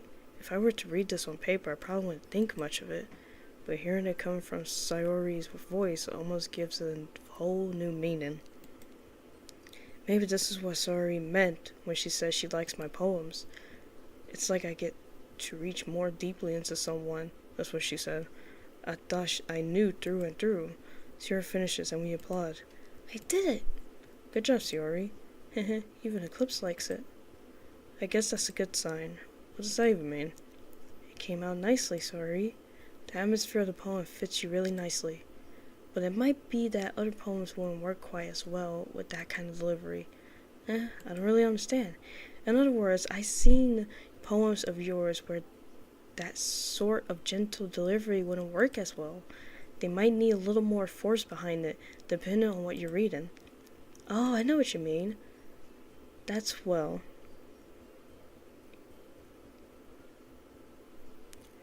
I've been practicing that kind of thing. It's just embarrassing to do in front of everyone. Then next up, I'm going to make you pick a poem that challenges you a little more. We don't have much time before the festival, you know? Okay, now who's next? Natsuki?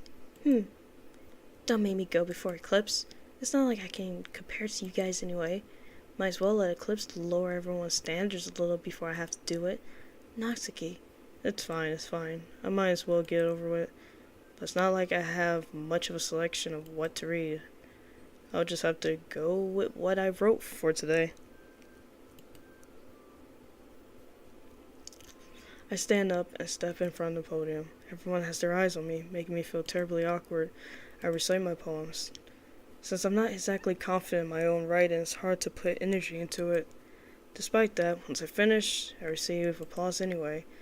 Sorry, I'm not really as good as everyone else. Don't worry about it so much. I think it's less about your abilities and more about your lack of confidence in your writing. That's something that will improve over time, though. Yeah, maybe. Alright then. That just leaves you, Natsuki. Yeah, I'm going.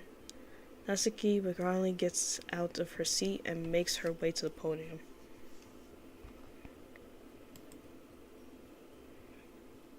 The poem is called, Why are you all looking at me? Because you're presenting. Anyway, the poem is called Jump. Once she starts reciting the poem, her sour attitude disappears a little. While she's still a little amusing, her poem has a rhythm and rhyme to it. It's Natsuki's trademark style, and it works surprisingly well when spoken out loud. The words feel like they bounce up and down as if giving life to the poem. Natsuki finishes and everyone applauds. She hops back to her seat. That wasn't so bad, wasn't it? Easy for you to say. You better not make me do it again. Well, do you at least feel prepared enough to recite a poem in front of other people? I mean, doing it in front of other people will be way easier. I can put on whatever face I want to other people, but when it's just my friends, it's just embarrassing. That's a surprise, Natsuki. I think it would be the other way around for me. Well, that's just how it is, so... Well, I guess in that case, you won't have much to worry about for the festival. That said, I want to thank everyone for coming through. It might be hard, but I hope that you all have an idea of what it's like now. Make sure you pick a poem and get enough practice before the festival, okay? I'll be making palettes, so let me know ahead of time what you'll be reciting. Jeez, I should probably find some other poem to recite then instead. That's fine too. It doesn't have to be your own. I'm already pleasantly surprised that you're putting in all of this effort for the club. It makes me really happy. Yeah, no problem. Okay, everyone. I think that's about it for today. I know the festival is coming up, but let's try to write poems for tomorrow as well. It's been working out really nicely so far, so I would like to continue that. As for the festival, we'll finish planning tomorrow, and then we'll have the weekend to prepare. Monday's the big day. I can't wait. I can't do this. I can't do this. Alright. I stand up. There's no way I'll be able to find the same enthusiasm as Sorori and Monica, but I'll do my best to get through it. If it's for the sake of the club and impressing Monica, then I have to do my best. Ready to go, Sorori? Yep. Look at you two, always going home together like that. It's kind of adorable, isn't it? Jeez, guys. Don't make such a big deal out of this. It must be a little nice, though. Well, how am I supposed to respond to that? It's okay, Eclipse, you don't have to say it. Whatever, let's go already.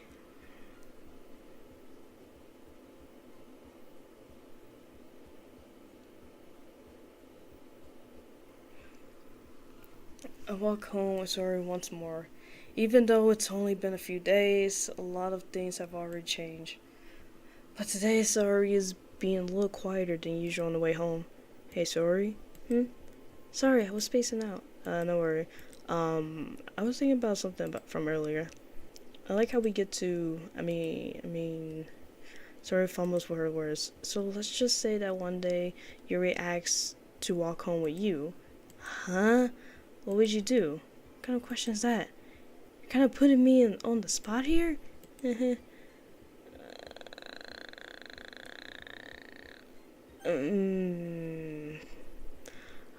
I mean, we can walk together.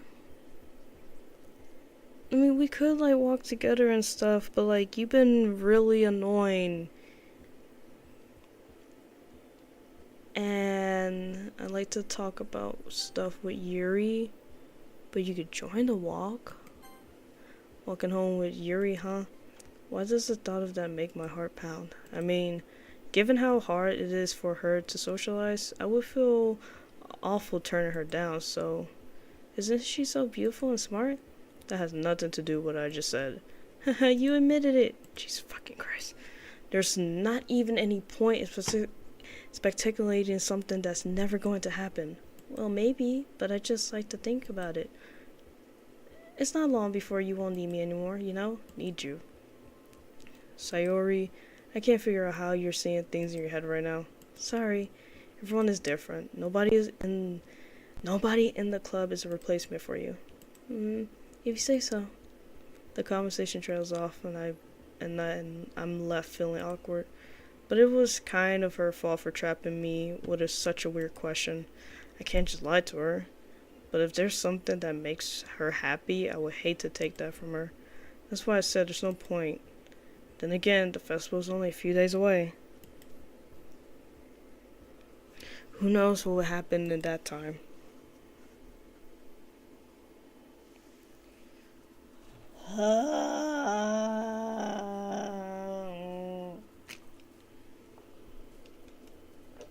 Bum bum. Mm-mm. Mm-mm. Mm-mm.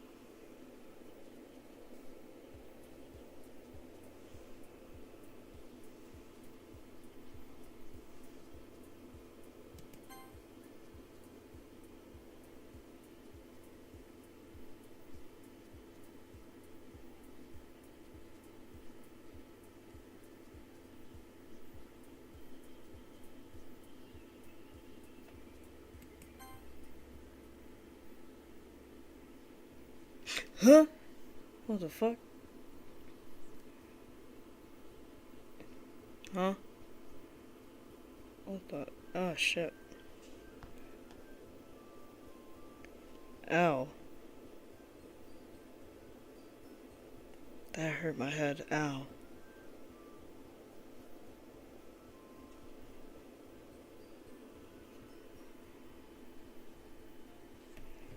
What the fuck?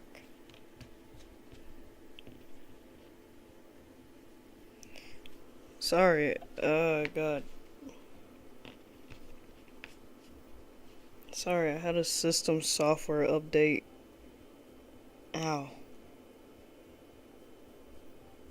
That was weird. Anyway. Back to the game. Oh, shit, what the fuck? Why would the dog start barking?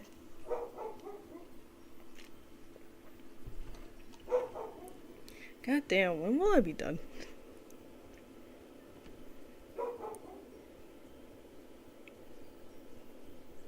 Wait, I was choosing words? Huh? Holy shit, it's 8? It's 8 a.m.? Holy fuck. I thought it was like 6 or 5. God damn. Oh well. Sister Buggle Brr. That's one thing that sucks being a fucking robot. That's the one thing that sucks and that I hate being a robot. Is that you get a random system update software. Anyway, okay. Oh man, I'm the last one here again. Don't worry, I just walked in too. Were you practicing your piano again? Yeah. You must have a lot of determination. Starting this club and now picking up piano? Well, maybe not determination. But I guess passion. Remember that the club wouldn't be here if it wasn't for all of you. And I'm super happy that you're all willing to help out for the festival too. Ha! I can't wait for the festival. It's gonna be great. Huh? Weren't you complaining about it just yesterday, Natsuki? Well, yeah. I'm not talking about our part of the festival. But it's a whole day of school where we get to play and eat all kinds of delicious food. You sound like a bit like Sayuri all of a sudden. Monica, do they usually have fried squid? Squid? That's a pretty specific thing to look forward to. Oh, come on. Are you saying you don't like squid? You of all people? I didn't say I don't like it. Besides, what do you mean by you of all people? Because it's right in your name. Monica. Huh? That's not how you say my name. Also, that joke makes no sense in translation. Huh? Never mind. Let's just focus on our own event for now, okay?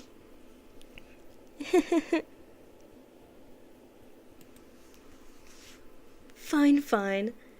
Your reactions aren't as fun as Yuri or Sarui's anyway. Excuse me?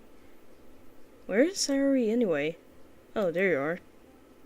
Sayuri's sitting at the desk in the corner of the room looking down at nothing. I walked over to her. Hey, Sayuri.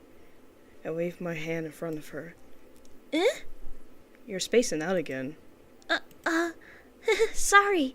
Don't mind me. You can go talk to everyone else. Huh? Is everything alright? Of course. Why wouldn't it be? It's just that you're a little off. Sorry for assuming things. Jeez, you worry too much about me. I'm fine, see? Sayuri shows me a big smile. Don't let me distract you from having fun with everyone else. Oh, alright. If you say so.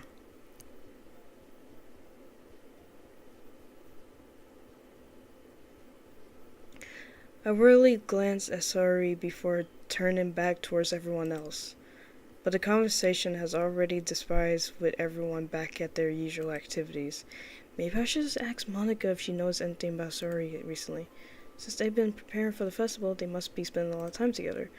I timely approach Monica, who is shuffling through some papers at her desk. Eclipse, what's up? Well, this might sound a little strange, but have you noticed anything up with Sayori recently? Anything up with her? In what way do you mean? Maybe I'm reading into it a little bit, but she seems a little downcase today. Oh, you think so? I can't say I noticed anything about her. Monica peers across the room at Sayori, who is lying dangling a rubber eraser up and down her desk. Maybe there is something on her mind, but I'm surprised I'm not the one asking you, Eclipse. You certainly know her a lot better than I do. Yeah, but she never really liked this. She's always talked to me about things that bothered her, but this time when I asked her, she was really dismissive. Sorry, I know it's not your problem. I just wanted to ask if you knew something, so I'll drop it now. No, it's important to me too. I mean, I'm also friends with her, and also care about the well-being of my club members, you know? Maybe I'll try talking to her myself. Are you sure about that? She seems like she wanted to be left alone. Are you sure? Maybe she's just having a hard time bringing it up with the person of interest. Person of interest? What do you mean by that? I'm saying that maybe the thing on her mind is you, Eclipse. Me? How on earth would you come to that conclusion? Well, I probably shouldn't say too much, but Sari talks about you more than anything else, you know? She's been so much happier ever since you joined the club. It's like an extra light was turned on inside her. What? No way. Sayori is always like that. She's always been full of sunshine.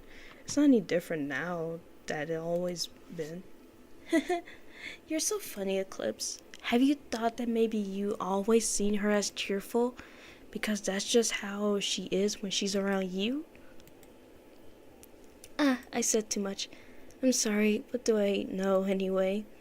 I didn't mean to jump to conclusions, so you should just forget about what I just said. I'll try to talk to her, so try not to think about it for now. Alright. Monica smiles meaningfully. I know she said to forget about it, but I already know what I won't be able to get her words out of my head. Monica stands up from her desk and walks across the room to where Sori is sitting. I watch her kneel down next to her and gently talk to her, but she kept her voice so quiet that I can't hear her from here.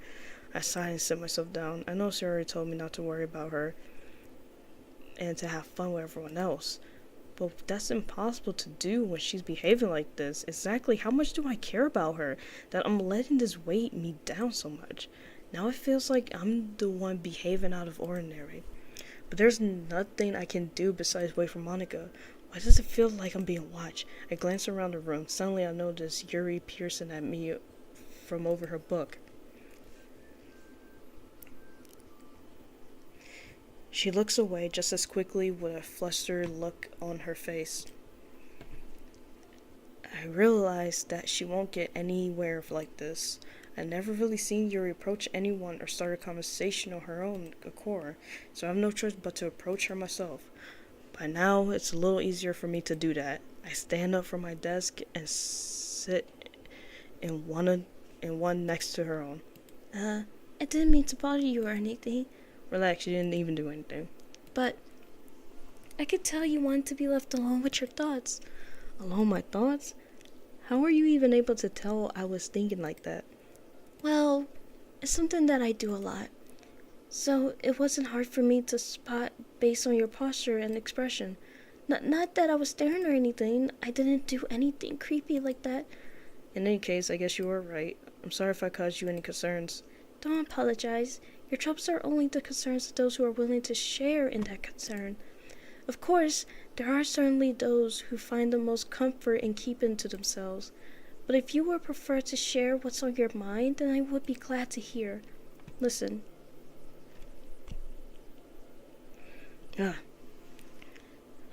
It's really not that big of a deal.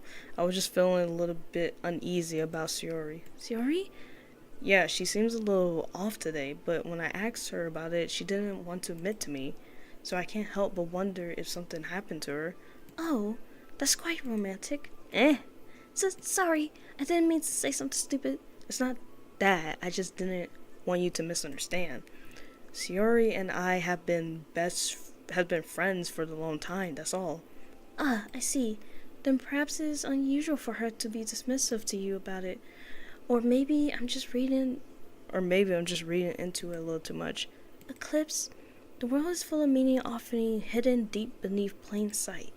And there are many untold mysteries behind every person, no matter how well you may know them. So you think that there might be something behind it after all? I think that Sayori is a very complex person. Her mannerism on the outside don't always match what may be going on inside her head.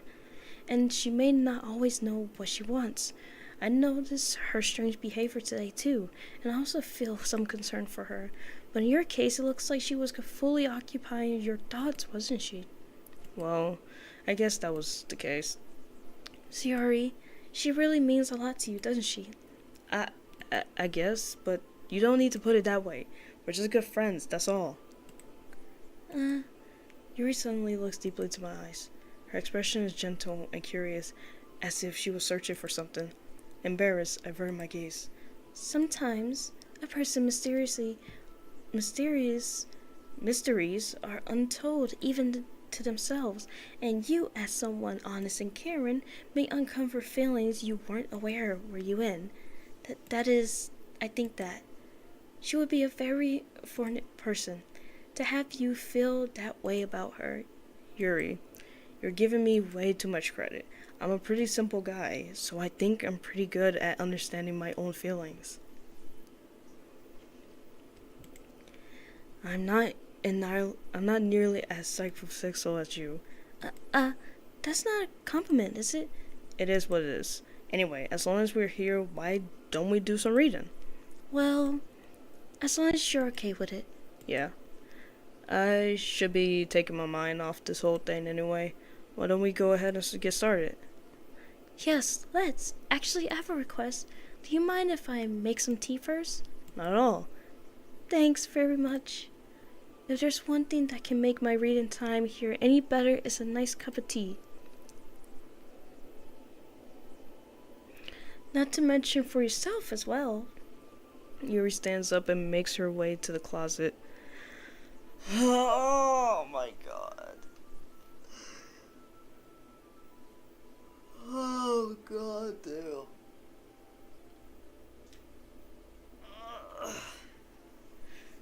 I forgot how long this game is. Jesus Christ.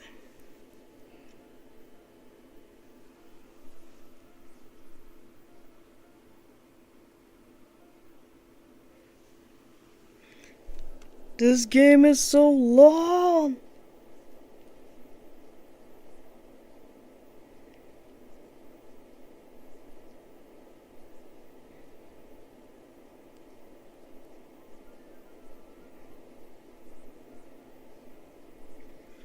Oh god.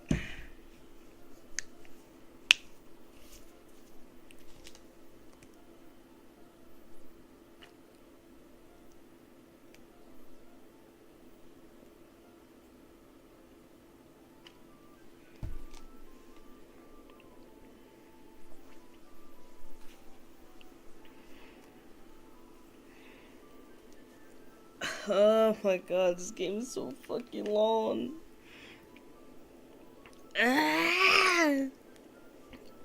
You ain't even on the second chapter yet? Are you fucking kidding me? How many chapters are there? How many chapters? How many? How many fucking chapters are there? Fuck.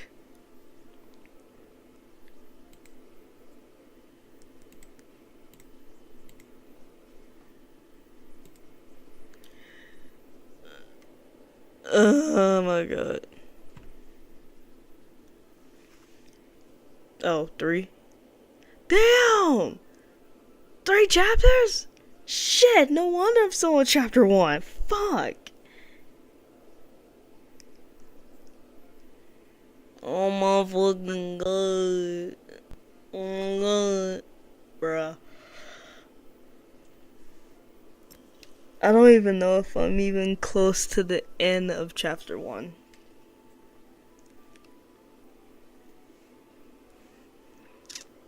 I'm not getting the DLC. I am definitely not getting the DLC. It takes 3 hours to complete the first chapter. 3 hours. Motherfucker. This. The whole stream is 3 hours. What you mean? What do you mean? You are somewhat close. Fucking hell. Like, okay, so my main goal is just to like get a bunch of games and try to complete them in one stream. The only way it'll be a 2-part unless the stream crash, which for now it's going good. So oh god. All right, chapter 1. So you already been playing for 3 hours. Keep going. Okay. I don't want to do this no more. I could just imagine Lulu just pointing a gun to my head, just like, keep going, I love this game. And Shadow Bonnie, get the fuck out.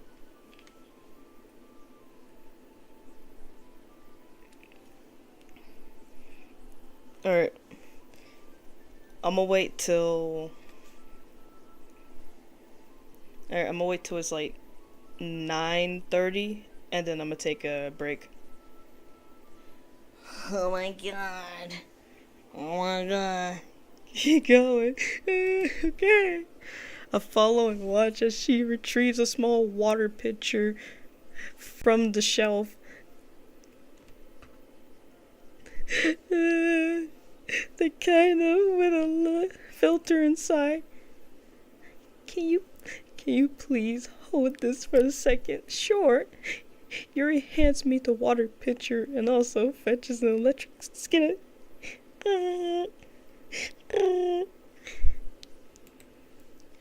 I'm going to plug this in at the teacher's desk and then we'll go get some water. She walks past me and sets the skittle down on the teacher's desk. I simply watch her movement. To my surprise, the way she moves really contracts her speaking mannerism. Especially because of her long legs, Yuri appears elegant and metaphorical.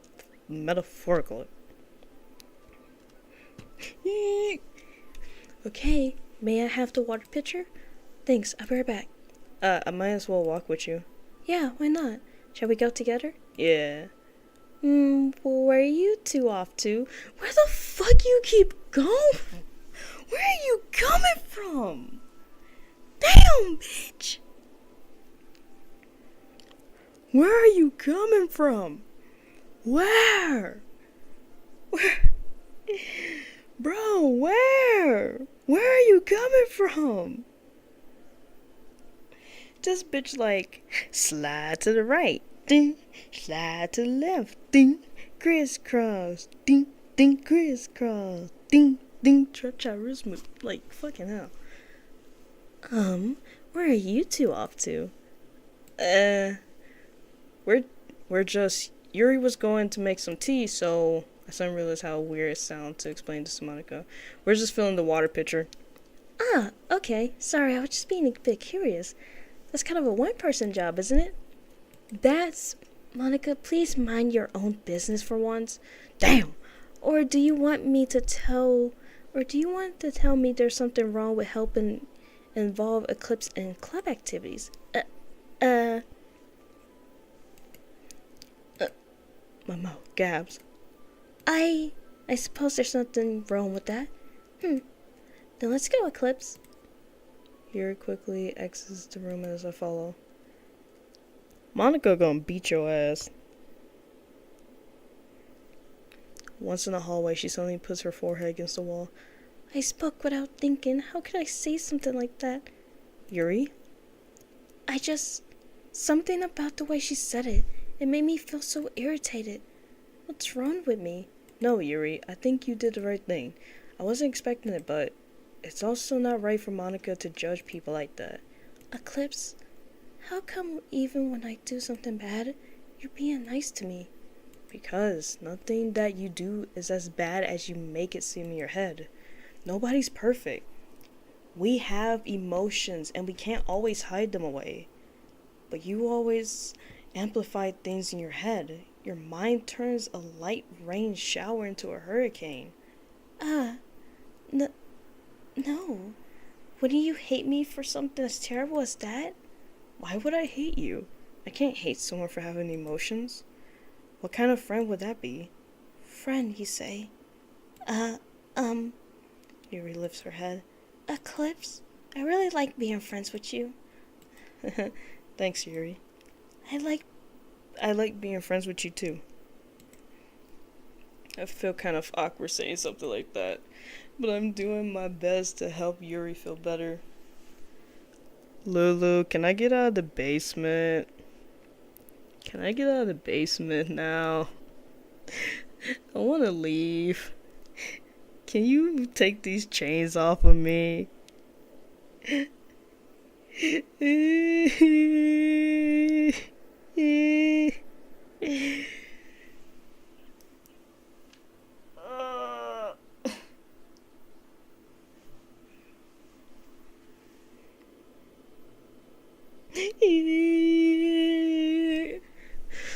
Fuck. But I'm doing my best to help Yuri feel better. Anyway, yeah. Shall we go? yeah. Yuri and I walked to the nearest water fountain. Once we fill up the water pitcher, we return to the classroom. You know what? Fuck you guys. The next game I do, I'm going to set up like a little picture for you guys that symbols the stargazers and the void lanes, and I'm gonna just put a cage over you. Every time you guys be bad, every time someone be's bad, everyone's get trapped in a cage. Eclipse, do you like oolong tea? Yeah. Anything is fine. Very well. Yuri sets the temperature on the scale to 200 degrees. That's too damn hot!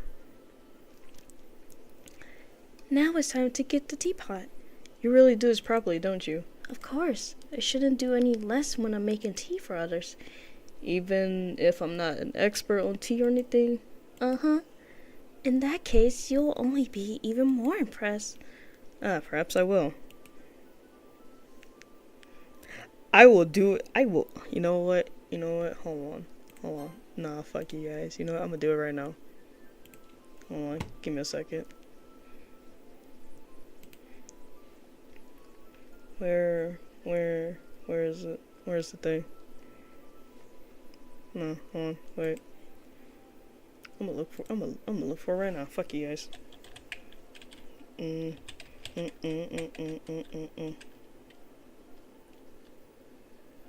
It's like the classroom punishment. One person does something bad, everybody else, yeah. What's the best place to go? Yeah, Pinterest. Yeah, fuck you guys, hold on. What's a cute little character?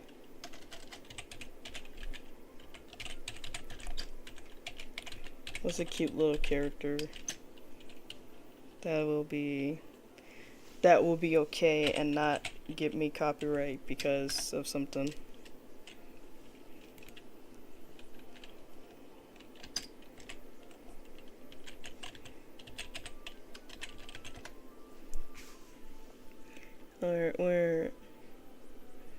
Where is it?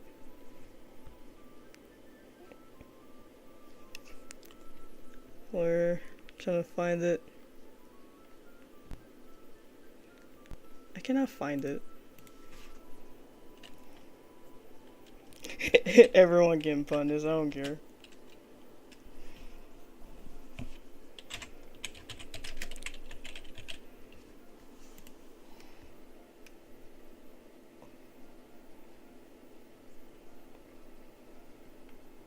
Trying to fucking... I could probably like find a little... I could just find a YN, But most of these YN are from that one fucking game, and I don't like it. Everyone gets punished. Everyone gets fucking punished.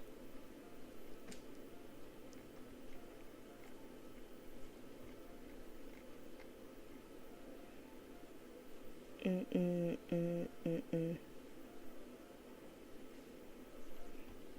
know what? Hold on. I'm trying to fucking find it.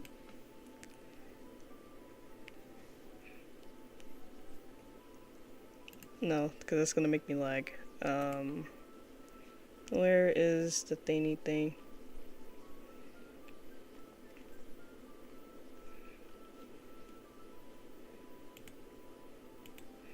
Oh wait, hold on, no, wait. I think I have a picture. I just gotta find it. I just gotta find it. Where is it?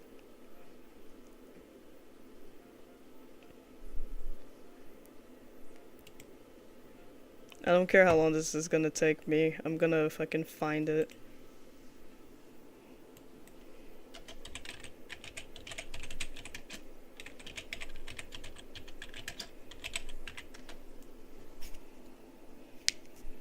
Ouch.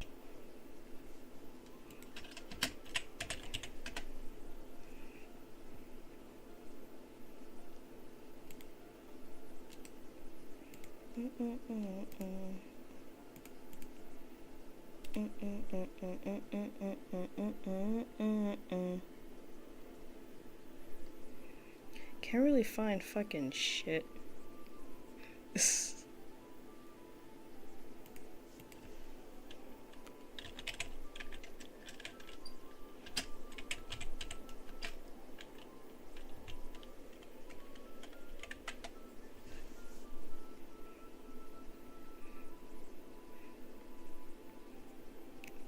I'm going to just choose a random Pokemon that. Never mind, I found something better. I found something. Alright. Now I just need to edit this a bit.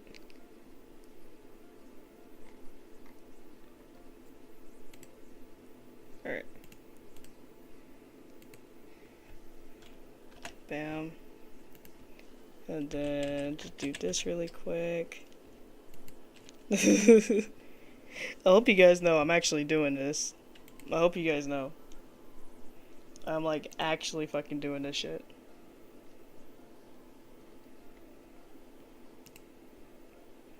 And then import that. And then I need to, there we go. Alright.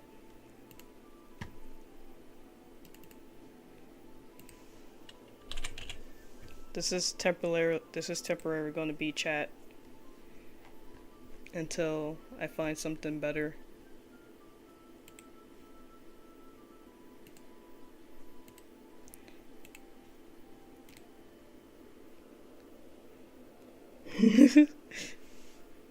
Alright.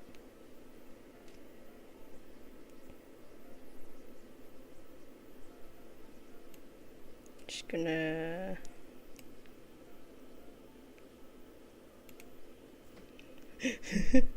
Alright, there's the little chat right there. Well, I'm gonna close this off real quick. Put you guys right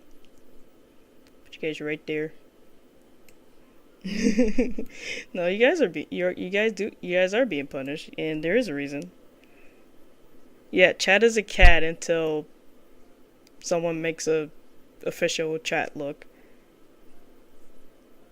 I couldn't find the chicken nugget icon, so and I'm too lazy to fucking go get it. Actually, wait. Can I just hold on? Give me a second. I am still learning this program. Oh, I could just do this. That's right. All right. Put chat right there. Browse. Put that right there, and then I could just take that one off, so it doesn't glitch. Alright, get rid of that. There's chat. put chat right there. And make you smaller. And then I would just, and now we just gotta give chat a cage. Alright. Gotta fucking grab a goddamn cage for these motherfuckers. Alright.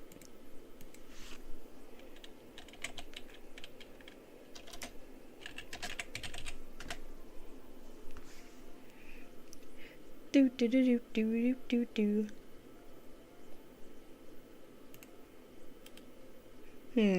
Which cage will be nice? Alright, let's see this one. Do do do do. Do do do do do do do do do do do do do. Do do do do do do do do do do do do do do do do do do. Alright. That. Okay.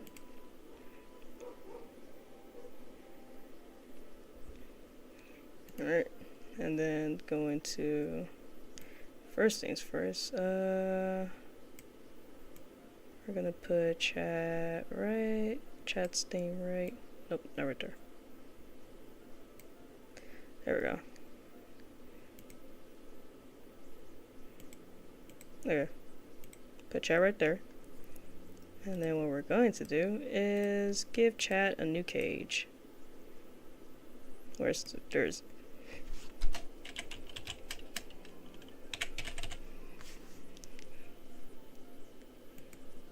no, I'm putting everyone in the cage. Bam. Alright. Just gonna put you in the cage. Gonna make the cage a bit smaller. I need to move chat down. Fuck. Alright. Chat. Move you down. And then put you in a cage. There. Y'all been bad. There. Y'all not leaving that damn cage. Fuck you. Fuck you, chat. Anyway. I'm putting y'all in the bird cage. Every single last one of you is gonna be in the bird cage.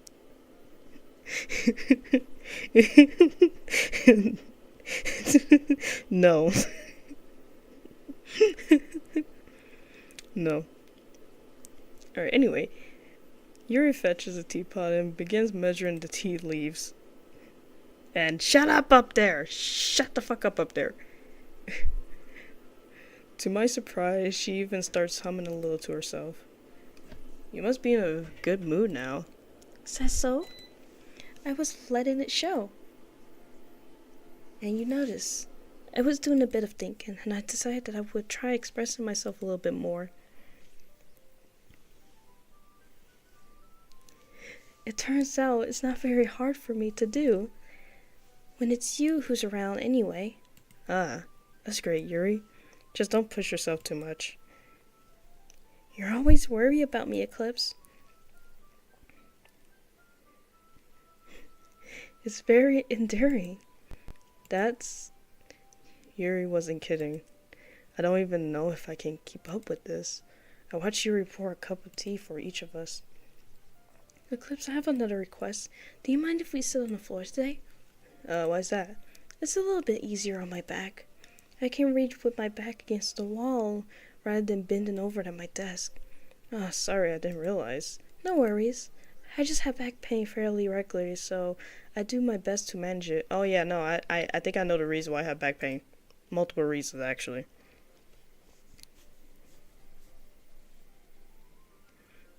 No, y'all not getting down there. No, you're not getting out. Fuck you. Is that so? I wonder why that is. I wonder what it is. It's most likely because my your posture, right? Always hunch over like that while reading. Yes, I have terrible reading posture, so that's why we should sit on the floor. Fair enough. I'll go ahead and get the book. And chat, motherfuckers, keep your asses in that fucking cage. You know what? You know what? You know what? You know what? You know what? You know what? Hold on. Give me a second. You know what? Fuck you guys. Fuck you guys. You don't get it back. Fuck you. Nah. No cage. No cage. Fuck you guys.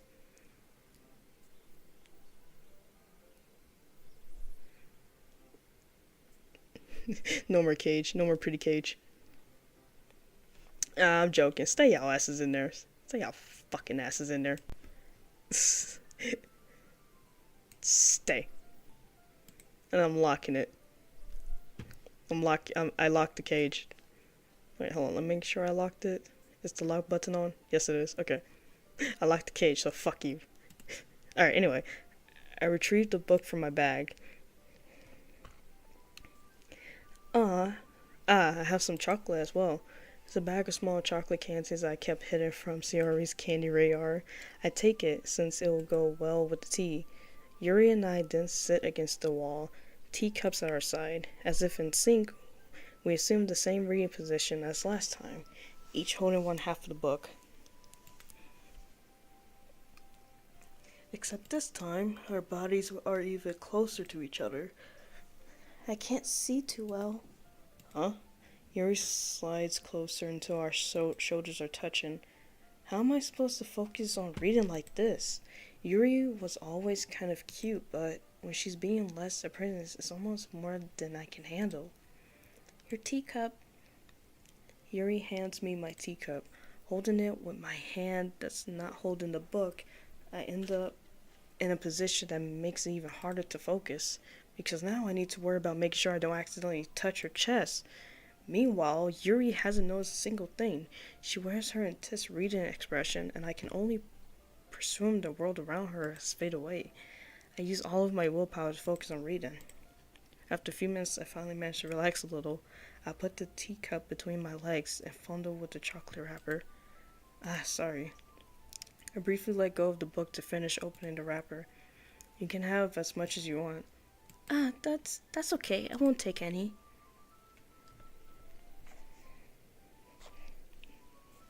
Oh, God. Are you sure? Well, if I touch it, then it might get smudges on the paper. You're right. I didn't even think about that. My bad. No need to apologize. I'll hold the book, okay? Are you sure? Of course. She's so pretty. So pretty.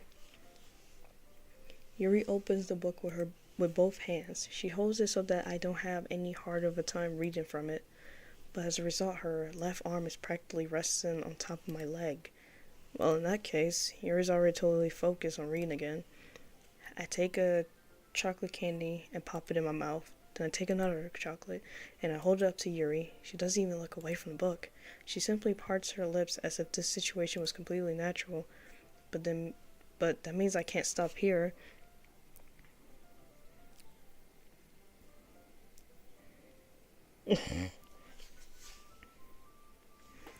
I presently placed the chocolate in her mouth. That's a small ass chocolate. Just like that, Yuri closed her lips over it. Huh? Yuri's expression suddenly breaks. Did I just? And looks at me like she needs to confirm what just happened. Eclipse? So sorry. I guess I should have done that. Well, you were just helping. That's something that friends do, right? I mean, not really in this kind of context, but yeah. That's all it was. Yeah. Then you don't need to stop or anything. I see. The situation had gotten really tense. Yuri tries to return to the book, but I can tell by her expression that even she can't focus now. My heart is pounding. I nervously take another chocolate between my fingers, but this time Yuri's eyes met mine. How did it even come to this? Yuri doesn't avert her gaze. I notice her chest rising and fall into the rim of her sleeves. I raise my arm. Like before, Yuri parts her lips, but it's different this time. I take the chocolate and place it in her mouth. and feel her hot breath on my fingers. Okay, everyone, this fucking cock-sucking bitch. I can't have no moment with Yuri without this fucking bitch. Bro, I'm just trying. Oh my god.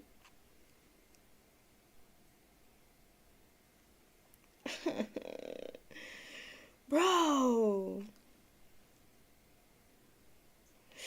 Bro. Oh my god, bro.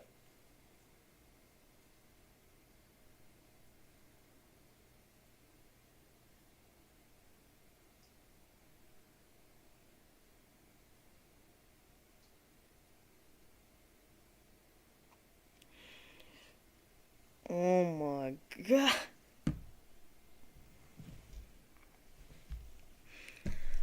Okay, everyone. What? Yuri jolts back. It's time to share poems. Eclipse, you can help Yuri put away the tea stuff, right? Yeah, of course.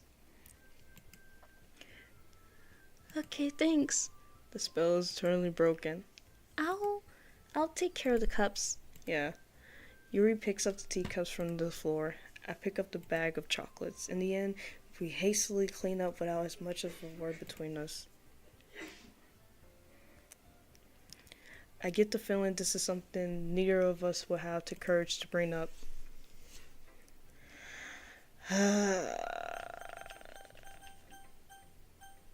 Fuck it. Natsuki first. Meh. I guess you really haven't learned anything after all. Honestly, I don't know why I got my hopes up in the first place. What? I didn't even think this one was that bad. What did I do wrong? Poems don't need to be all deep sounding to express something. It's going to just sound like you're forcing it unless you really don't suck at it. Honestly, don't bother trying to write poems like this until you're on Yuri's level. Wow. Natsuki stopped short all of a sudden. Don't tell me, you're not just trying to impress Yuri, are you? What are you talking about? Keep your voice down. You know Yuri would love this kind of this angsty. Just because she's a talent writer doesn't mean you. Looks like I'm in trouble. Somehow struck a nerve, though. What I did is beyond me. I am so done with you. Shoves the poem I handed her back. Take your stupid poem. If you wrote it for someone else, just don't show it to me. Ouch. This is what I get for letting a younger girl step into my business. Unless I'm a mind reader, I was destined to be in a world of pain from the start.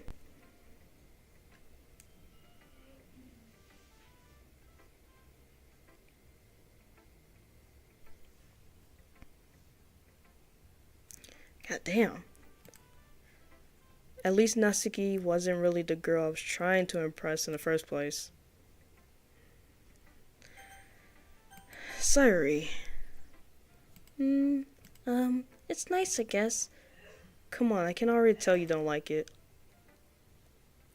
Well, you don't need to worry about what I think. After all, you wrote this for someone else, didn't you? Probably Yuri? Huh? I didn't write this for anyone. Maybe that's not really what I meant, though. But it's okay. You're making new friends just like I was hoping. It makes me really happy. And you're happy too, right? In this club? Oh, of course I am. Good. That's all that matters to me. Thank you, Eclipse. Siri, is there something wrong? Huh? No, nothing. I'm just a little tired today. Alright, just tell me if you need anything. I will. Don't worry about me, okay? You can go play with everyone else now. If you insist. Yay! I'm gonna go home a little bit early today. Sorry? Tell Monica I wasn't feeling well, okay? I'll see you tomorrow. Before I could say anything else, Sorry cheerfully walks out of the classroom, humming to herself. Wait. Wait.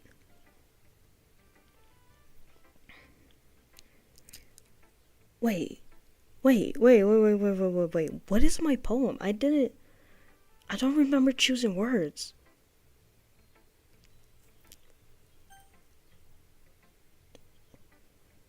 Wait, what happened?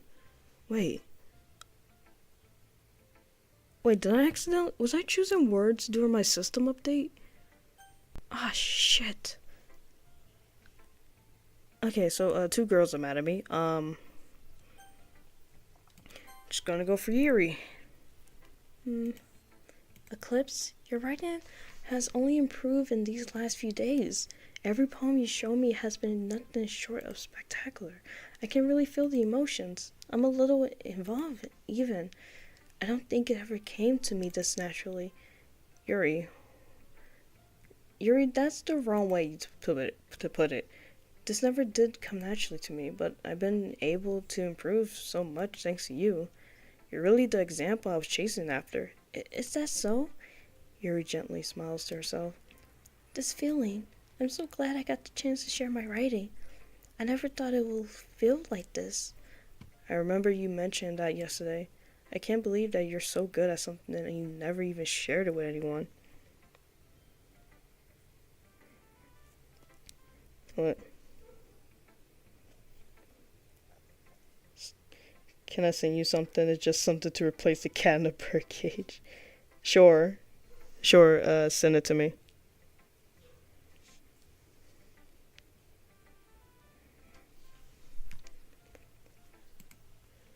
It's kind of a shame. Maybe, but it's not like I really had a choice. What do you mean? Well, Yuri smiles sadly. Eclipse, during lunchtime I ate by myself. Did you know that?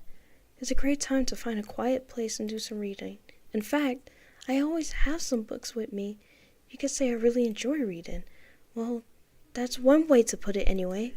But books are so full of amazing and inspiring people. People you want to fall in love with. Or people you just know you would make a really good friend. Cheerful people who always put a smile on your face. Or deep thinkers and problem solvers who discover the mysteries of life. Damn.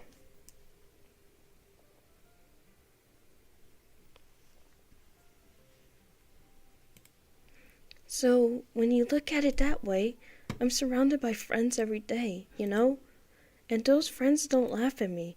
They don't tease me for spacing out all the time. They don't make fun of my body type. And they don't hate me for acting like a know-it-all. People say that about you? I'm not a know-it-all, Eclipse. It's the opposite. I don't know anything. I don't know how to talk to people. I don't know how to make people see me as a normal. I don't even know how to make myself happy. I have all these feelings, and all I can do with them is read and write. But it wasn't until now that I started sharing it with you that I really understand what was missing all this time. But I haven't really done anything. No, that's wrong. Just being patient and respectful. That's really important to me. I know I'm a difficult person, Eclipse. I speak too slowly. I second guess myself all the time. I read too deeply into things. But every time, you always treated me just like anyone else. It's so rare that I feel comfortable with myself when I talk to others. But that's why every time I talk to you, I just feel really happy. I see. Well, I treat you how you deserve to be treated, Yuri. And if other people don't see it that way, then screw them. I mean, I joined this club hoping I would make friends. And I would say I have at least one to succeed. Wouldn't you? If you put it that way, yeah. We really are friends now, aren't we? Yuri puts her head in her hands. But this time, she's smiling as she does it. Do you want to show me your poem? Yeah, I do. Let me get it for you. She's the only one that showed me her poem.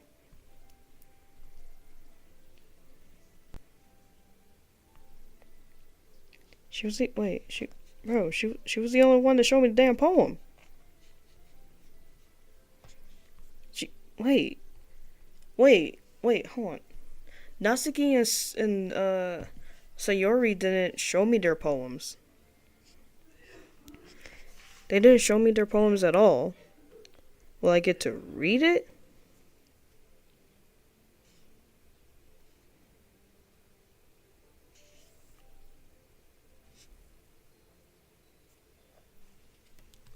Okay. Beach, a marvel millions of years in the making, where the womb of Earth chaotically meets the surface, under a clean blue sky, an expanse of bliss, but beneath gray rolling clouds, an endless ignite. The easiest world to get lost in is one where everything can be found. One can only build a sandcastle where the sand is wet. But where the sand is wet, the tides come. Will it gently lick at your fountains until you give in? Or will a sudden wave send you crashing down in the blink of an eye?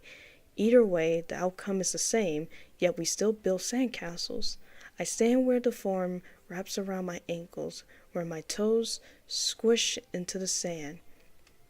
The salty air is therapeutic. The breeze is gentle yet powerful.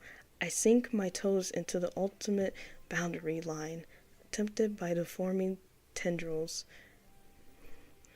Turn back, and I abandon my peace to endure at the shore. Drift forward, and I return to earth forevermore.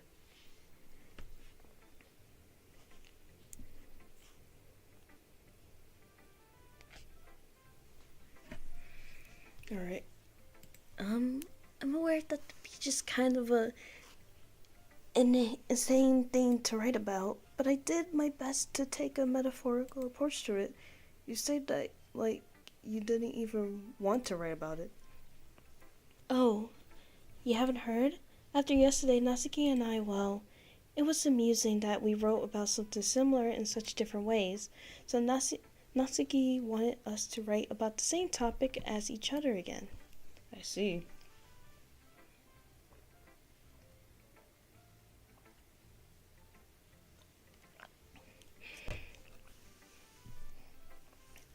Jesus Christ.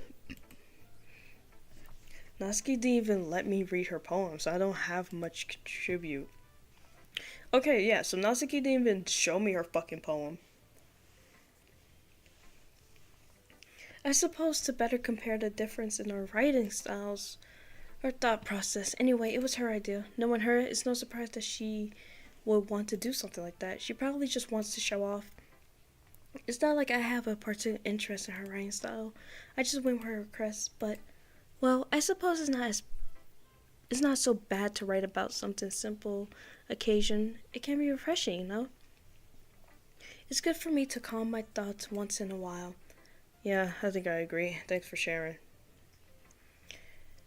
Next person is Monica.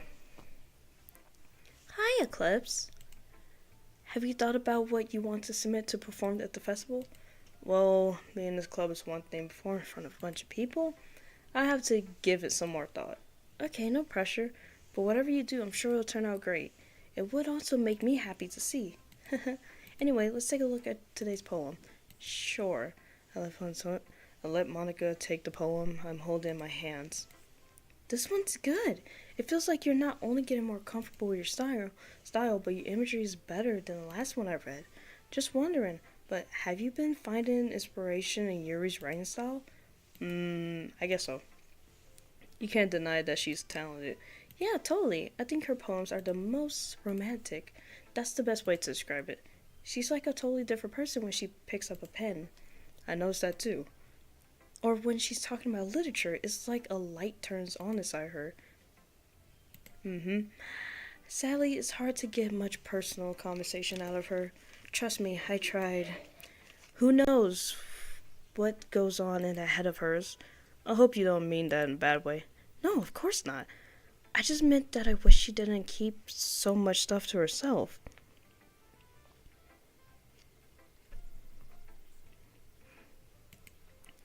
But still defending her like that, you must be pretty into her. You completely misunderstood. We're just friends. Calm down, I'm kidding. Besides, I'm pretty sure she's already got a boyfriend. Wait, really? Yeah, a fictional one, anyone. Damn. Some people in the chat probably have fictional partners. Mm-mm. Mm-mm-mm-mm. Alright. It's just a hunch, but, well, there's not really anything wrong with that. Oh, well, I know. I was just saying. Anyway, I'll share my poem with you now, alright? Alright. The Lady Who Knows Everything. An old tale tells a lady who wanders earth. The lady who knows everything. A beautiful lady who has found every answer, all meaning, all purpose, and all that was ever sought. And here I am, a feather, lost adrift the sky, victim of the current of the winds. Day after day I search with little hope, knowing legends don't exist. But when all else has failed me, when all others have turned away, the legend is all that remains, the last dim star glimmering in the twilight sky, until one day the wind ceases to blow, I fall, and I fall and fall and fall even more, gentle as a feather and tranquil, expressionless. But a hand catches between the thumb and forefinger, the hand of a beautiful lady. I looked at her eyes and find no end in her gaze. The lady who knows everything knows what I was thinking. Before I can speak, she responded in a hollow voice. I have found every answer, all of which amount to nothing. There is no meaning, there is no purpose, and we seek only the impossible. I am not your legend. Your legend does not exist. And with a breath, she blows me back afloat, and I pick up a gust of wind. You know, I feel like learning and looking for answers are the sorts of things that give life meanings. Not to get too political or anything, but it was kind of on my mind, so that what I wrote. I see. I never really put much thought into it. In a way, it's almost paradoxical, because if we had all the answers, wouldn't the world start to lose its meaning? You know, there's one thing I noticed. It seems like everyone in the club prefers writing about things that are more sad than happy. Are you surprised? I mean, if everything was okay, we wouldn't really have anything to write about, would we? Humans aren't two-dimensional creatures. I think you will know that better than anyone else. You mean one-dimensional? Haha, yeah, that. Anyway, here's Monica's writing tip for the day. Are you ever too shy to share your writing because you're afraid it's not that good? It can be really disheartening to get a lukewarm response to something you put so much into. But if you find other people who enjoy writing, then sharing becomes a lot easier, because instead of just telling you that your writing is good, or okay, or bad, they'll want to focus more on everything that went into it and the things you can work on. It's much more encouraging that way, and it will make you want to continue improving. It's almost like having your own little literature club, don't you think? Hold on, guys. I'll be right back.